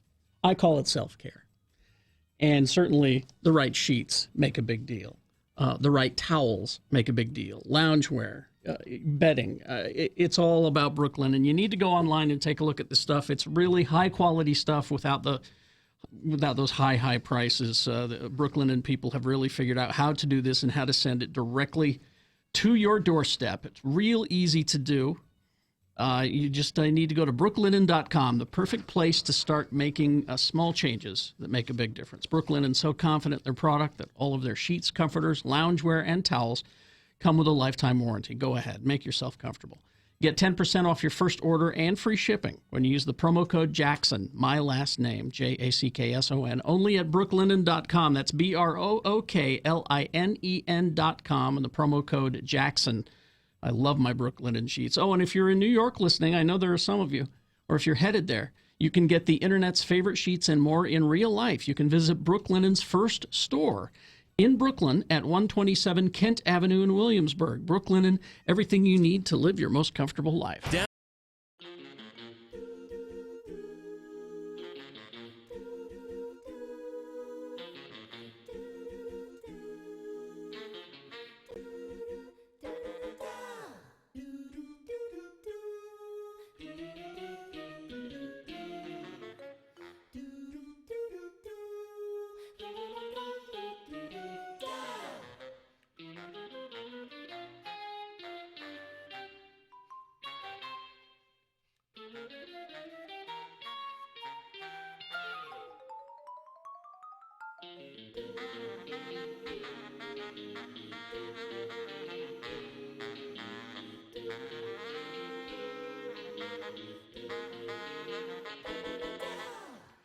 The lightning round of Ask a Bullfighter.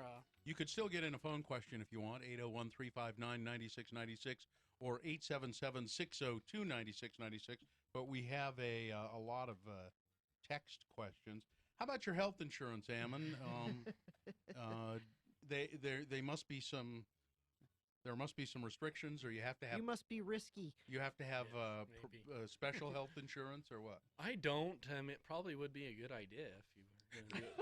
You've had injuries. Good idea. Just thinking about this, are you? All right. Hey, wait a minute. Why didn't I think of that? So what do you? I mean, has your health insurance covered you so far? Yeah, on the cases where I've needed to go, a lot of the injuries are, you're just going to be sore. You can't really do much for it. Cinch you up. We just cinch you up on the kitchen table. Yeah. Until that big brain injury comes around, then you're going to wish you had it. Mm. Let's see. Text question. This is not me, of course. I want to ride a bull once before I die. How would I go about doing this? Good. Well, that's his bucket list, I guess. Yeah, it's probably easier than a lot of people think. Make it the last item on your bucket list. And finally, actually, the Broken Heart Rodeo Company has practice where they buck out some of their younger animals just to see how well they'll perform. And I'm not sure if he's still doing it, but usually it's every Wednesday night in Ogden at the Golden Spike Arena. Really? Just show up and Yeah, like there's kids from high school that come and get on, or guys from college that just haven't been riding for a while that want to get back in. You have to pay a little fee to do it. Yeah, I think it's like $20, and usually there's enough guys there that have the equipment that if somebody, I've been there before when people have shown up that have never been on an animal before. I don't have my own rigging. Yeah, they help them do it. So listen to you. That would be a good. And I know on the website, on the Golden Spike Arena website, there's a calendar, and it'll list on the days that they have practice. All right. Let's see. How many bones have you broken? Pretty standard question. Probably 5. 5. What was the most painful one? No, no pelvis, I hope. No, my pelvis is functioning great. That's good to hear. It's good news for your fiance there too. My worst injury is probably my ankle when I broke it and dislocated it. Have you ever seen a rider or bullfighter lose their life? I have not. That has not happened. Okay. Not where I've been. Thank goodness. Let's see. Do you have to be a big guy to be a bullfighter? Yeah, I would think because you're over 6 feet. I would think you'd want to be a little guy, like a smaller target. Yeah. Yeah, I don't know. I mean, I don't know if I'm big or not, but this is my size, and the guy I work with is the guy that I fight bulls with. He's about my same size, and I kind of think of it as there's more cushion for the pushing, or I can take more of a hit. And so maybe if I was a little smaller, maybe if I was smaller, I'd break more bones because I got some padding. I don't know, but and let's see. Growing up in Franklin, Idaho, where there was nothing to do, have you ever gone cow tipping? No, I actually we tried one time to see how close we could get, but they weren't really sleeping. So. Well, you got to make sure. Isn't that just a myth? I kind of think it is. You can't push a cow over when they're asleep. Gina, I'm going to look it up. That's bull. Look it up. That's bull is what that is.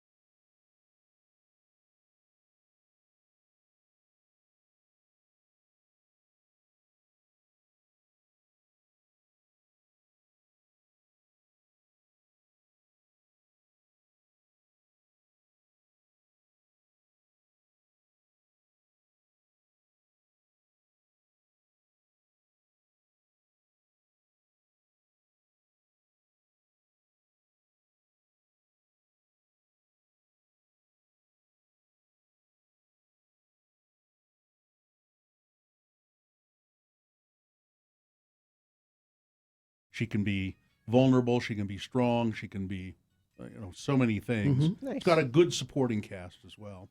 Very good. Sonic the Hedgehog, number 2 at the box office. It's been doing well for them. Call of the Wild been doing well as well. So there you go. Let's see. But Billy Joel says, listen, you burglars, you try and break into my house again. See what you get. You try and break into my house one more time. I got dogs. I got lights. I got guns. I'm ready for you. Billy's coming for you? He's not coming for you. He's ready for you. If you try to break into his house, somebody did burglarize his house, and he's not going to put up with it anymore. And he shouldn't. Last time I was there, they hit my house. I guess everybody knows I'm not home. Well, I got dogs and lights and guns and everything now.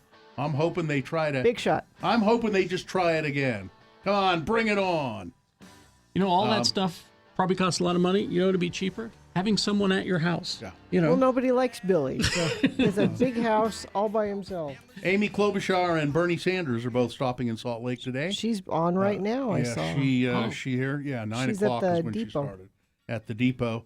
And then Bernie Sanders will be at the Utah State Fair Park at noon. They will start opening up the doors for that at 10 o'clock, and it'll probably fill up. So Yeah, people are already lined up.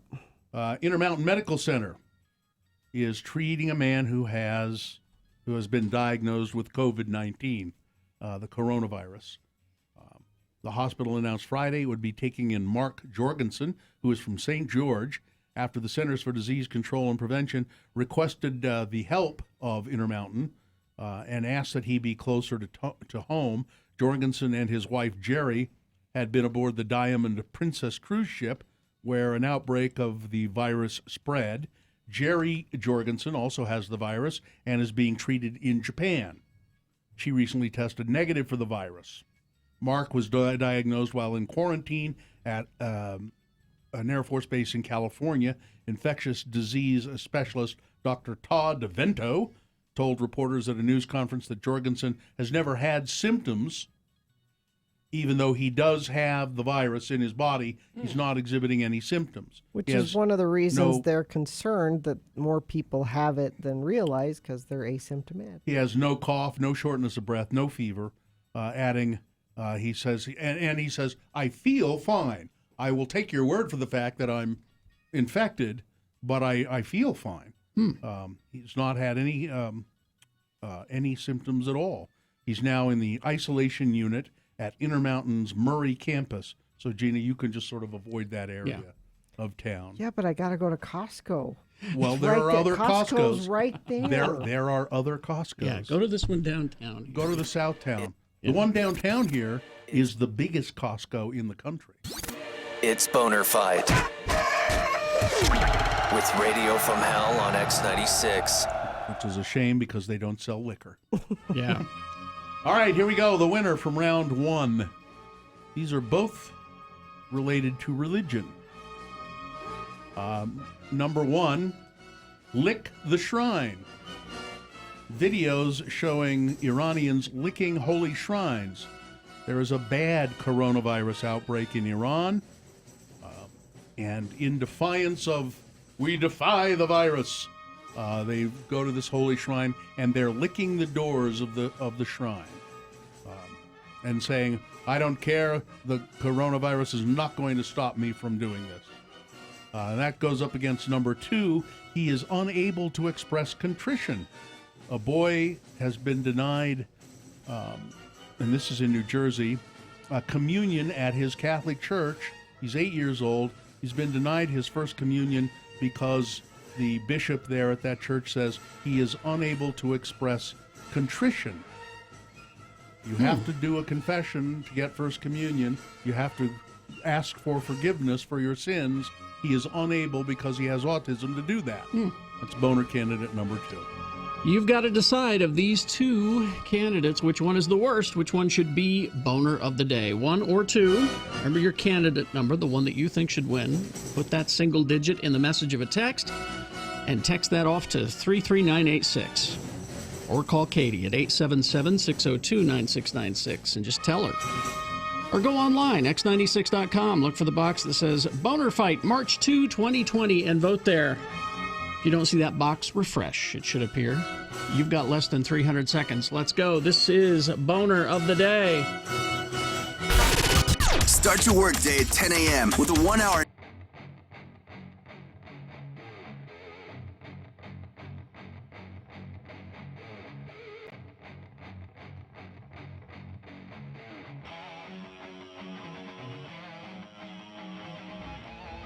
It is the 23rd century. Humans have left the lowly confines of planet Earth and have sought their destiny among the stars. While many things have changed, one constant remains: the need for young men to venture forth and do the work of the Lord. This is the tale of two such men who at the age of 19 have answered the call of their general authorities and are embarking on a 2-year mission to spread the gospel throughout the galaxy. This is the story of Space Elders!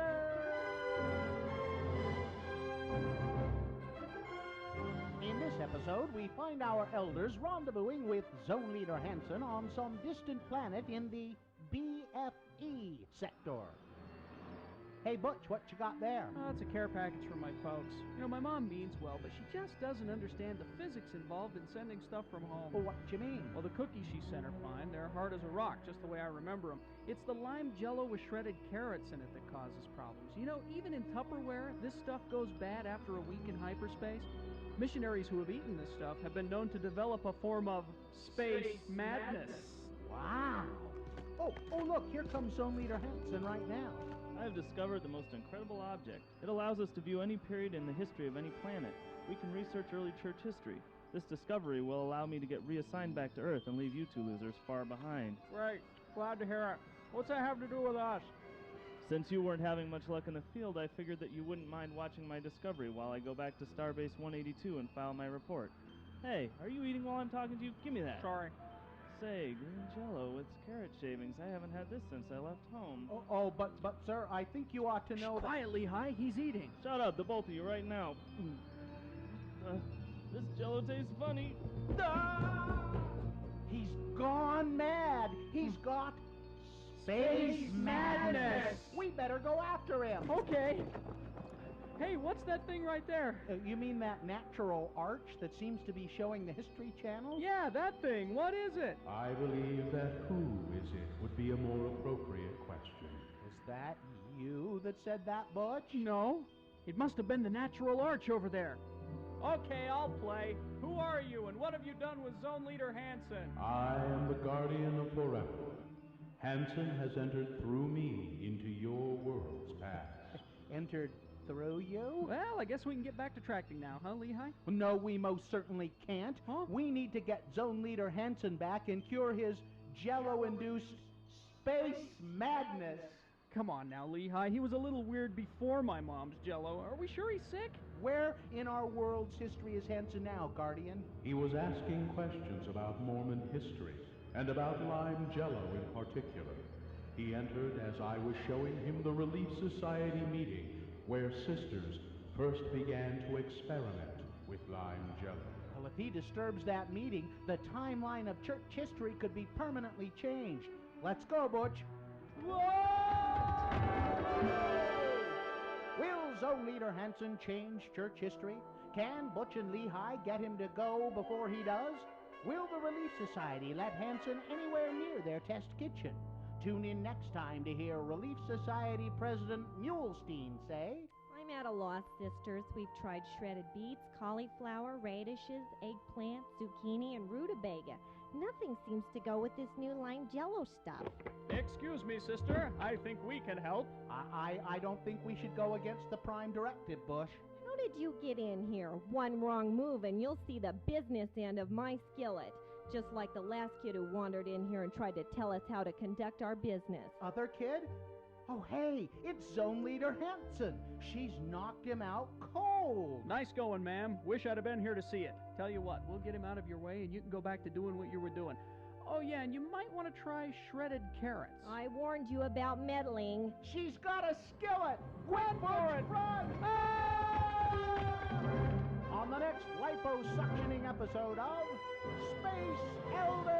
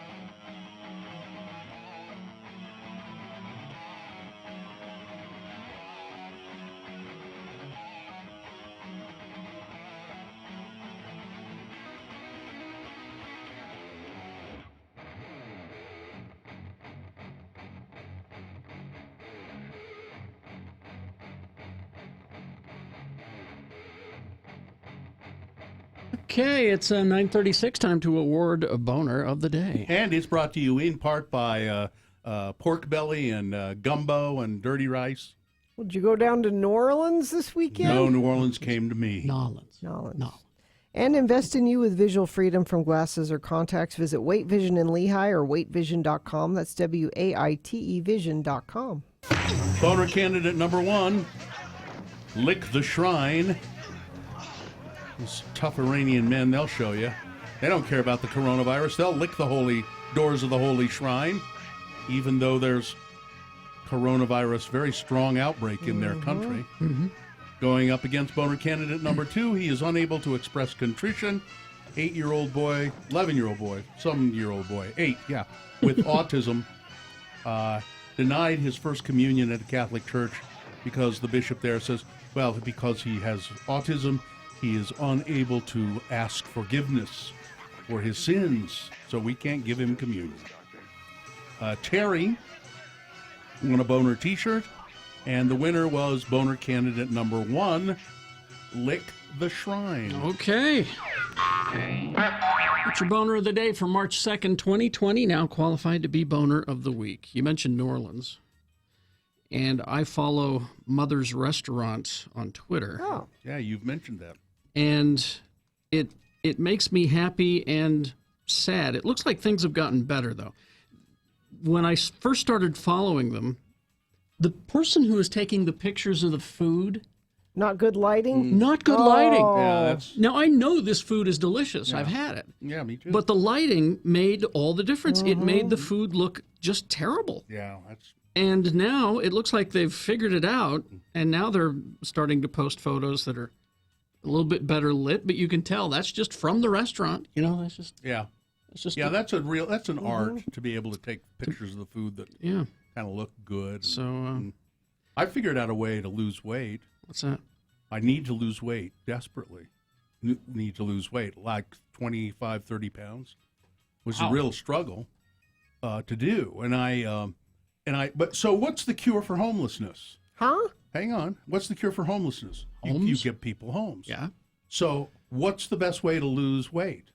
Not eat. Oh, weightlessness. Yeah, not eat. Just don't eat. Well, no, that's not...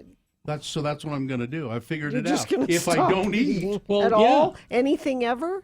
That's how I did it. I mean, I'll have to eat a little bit here and there. Well, do that intermittent fasting thing. I tried that, but I don't know.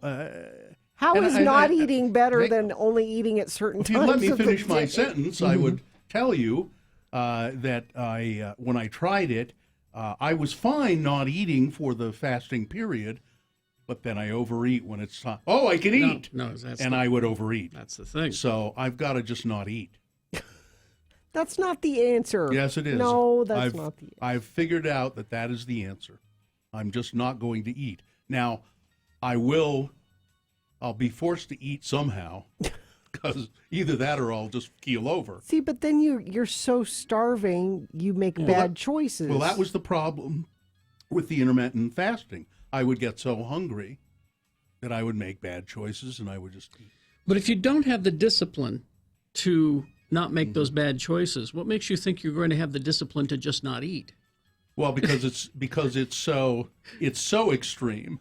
I don't have a choice. See, when you're intermittent fasting, then they say, and now you can eat. I'm just never going to say, and now you can eat. You didn't finish the sentence. And now you can eat reasonably. Yeah. That's part of the deal, is that when you do eat, you're eating good food. Well, I know. That's what you should do. Yeah. But it just never quite sunk in. So I would just always make the mistake of going too far. Yeah. So now, as I've done with many things in my life, because I did, and I managed to lose 20 pounds. I gained it all back over Christmas, but I'm working on slowly bringing it down. You know how to get it off again. Yeah. And I've just decided I'm not going to look anymore. Oh, that's a good idea, too. I'm not. Yeah, but the rest of us can see it. You may not look, as but long we as can my see it. pants still fit, I guess I'm okay. Yeah, well, see, that's the problem I'm running into. Your pants don't fit? No, they don't. Well, then I shouldn't show you pictures of Mother's Restaurant, then, should I? Well, it doesn't matter. I'm not going to eat. Okay. You can show me all the food you want. I'm not eating it. While we're talking about believe it, this comes from food to an office policy I want to institute. All right. All right. So I was at a restaurant, don't need to name it, but we're sitting at the table by the kitchen. Mm-hmm. And as the wait staff was coming around, they would shout, "Corner!"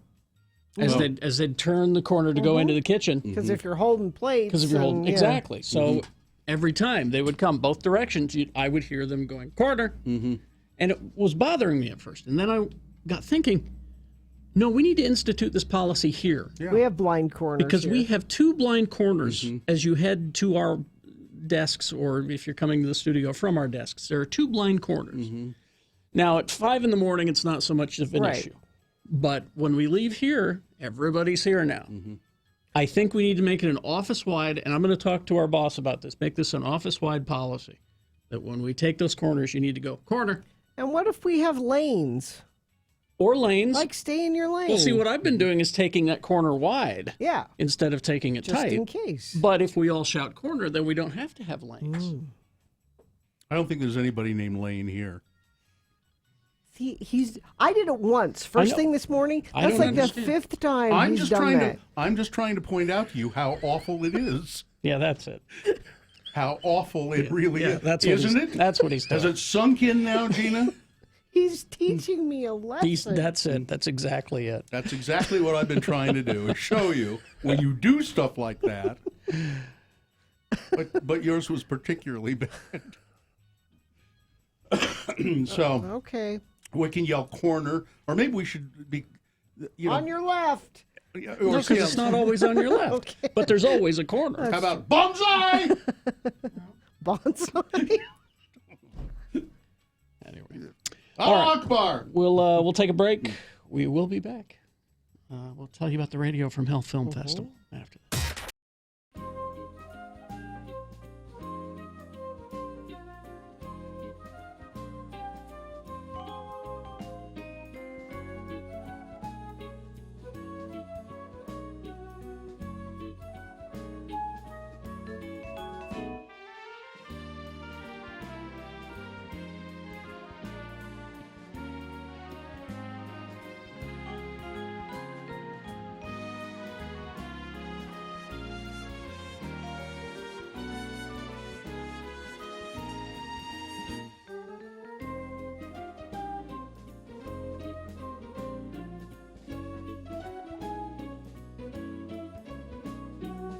It is the 23rd century. Humans have left the lowly confines of planet Earth and have sought their destiny among the stars. While many things have changed, one constant remains: the need for young men to venture forth and do the work of the Lord.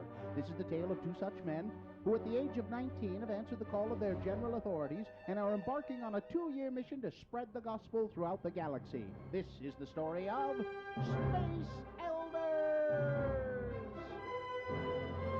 We join our elders as they arrive on Vulcan. They hope to find a cure for Lehigh, who is suffering from Ponfar. Ah, Vulcan, world of logic, place of pointy-eared people. Here I will seek out my mate and find man who killed parents. Settle down and raise pointy-eared offspring. Knock it off, Lehigh. You aren't a Vulcan. I was hoping you only had the 24-hour type of Ponfar. Dang it. Oh, here comes somebody. Excuse me, sir? Greetings. You are new to Vulcan? Hi, I'm Elder Spock, and this is Elder Jensen. Hi. We represent the Church of Jesus Christ of Latter-day Saints. You know, the Mormons. Spock? He is a legend on Vulcan. You mock us by using his name. Oh, we mean no disrespect. Lehigh here is Spock. I mean, they mind melded and something went wrong. Elder Spock here is suffering from Ponfar. Ponfar? This is almost illogical. We must meet with T'Pau. She will know how to proceed. This is Spock? He does not look like Spock. Fascinating. So the great son of Vulcan has sent you as his replacement? Joining will go on as scheduled. Joining? What joining? My parents chose my mate when I was 7. We were telepathically linked, and now is the time for us to be wed.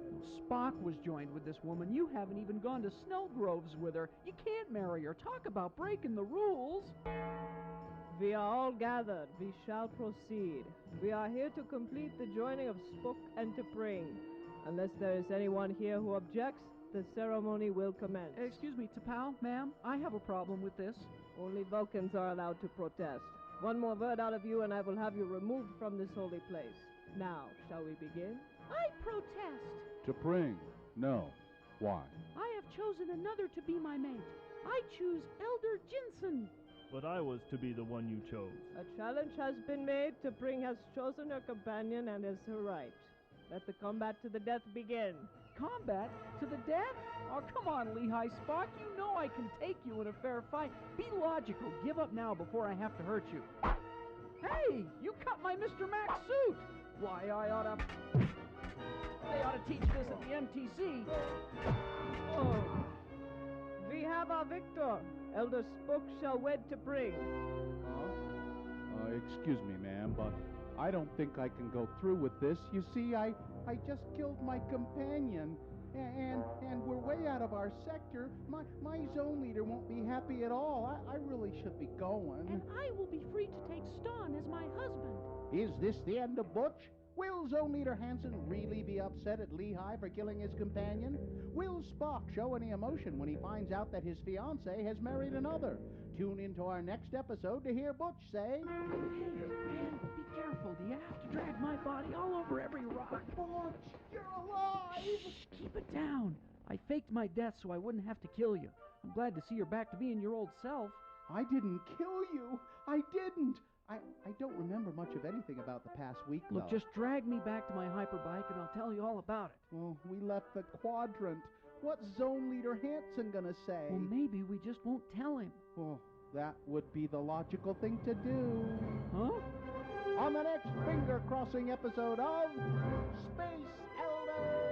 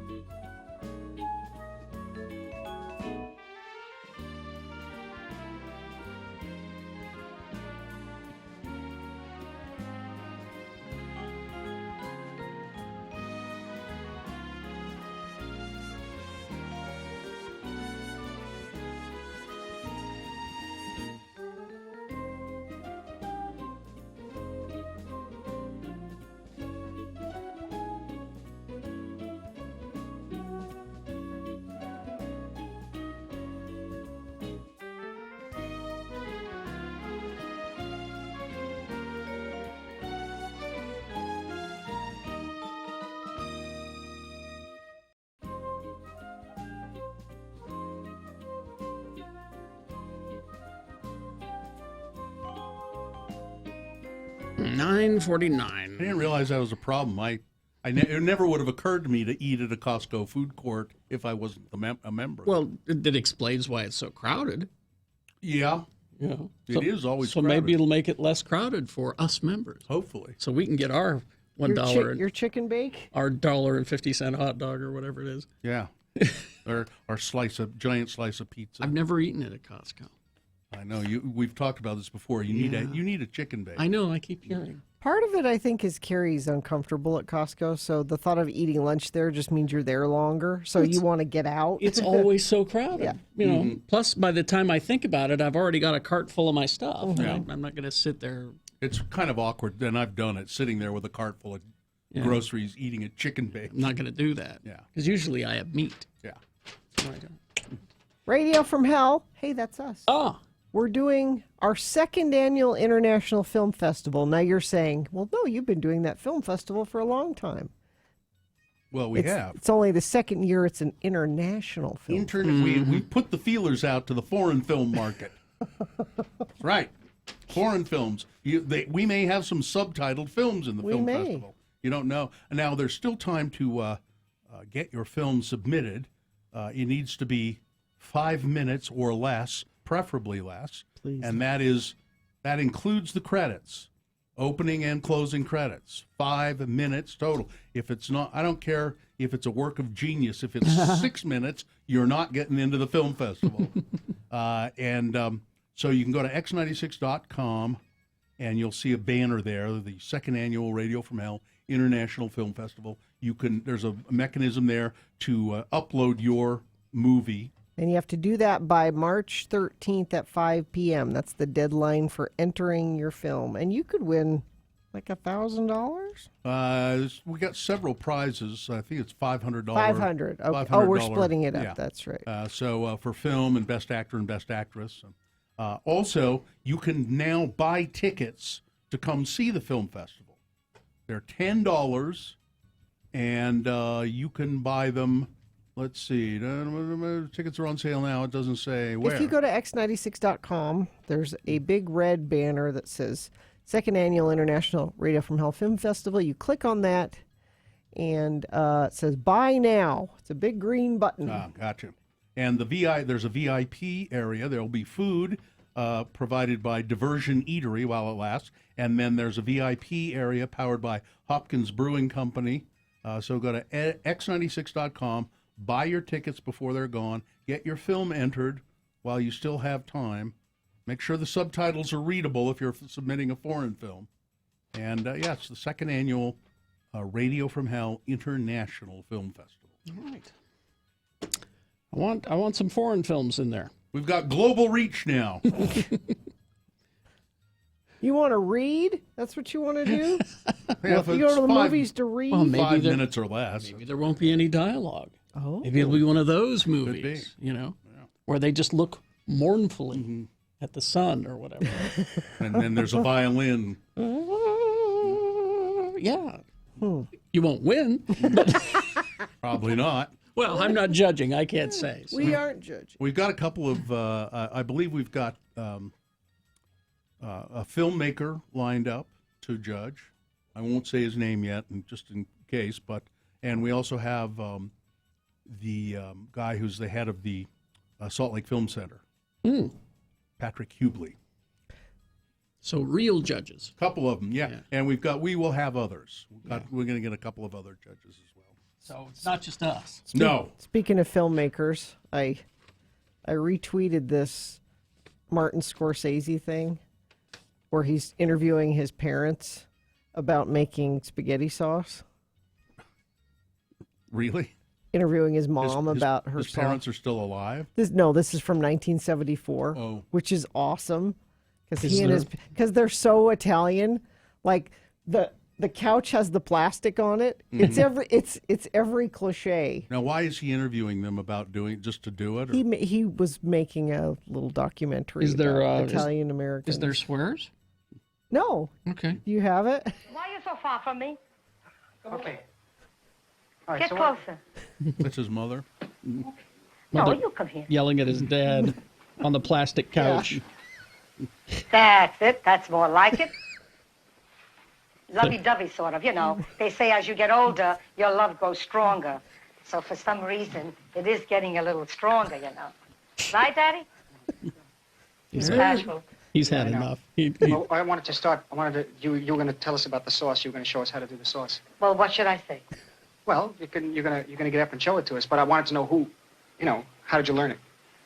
Well, what do you ask me? About the sauce. How did you learn how to make sauce? Well, I'm supposed to be talking to you? You could talk to me. You could talk to them. It doesn't matter. I'll be over here. Am I talking to you? I'll be over here. Should I mention your name? No, doesn't matter.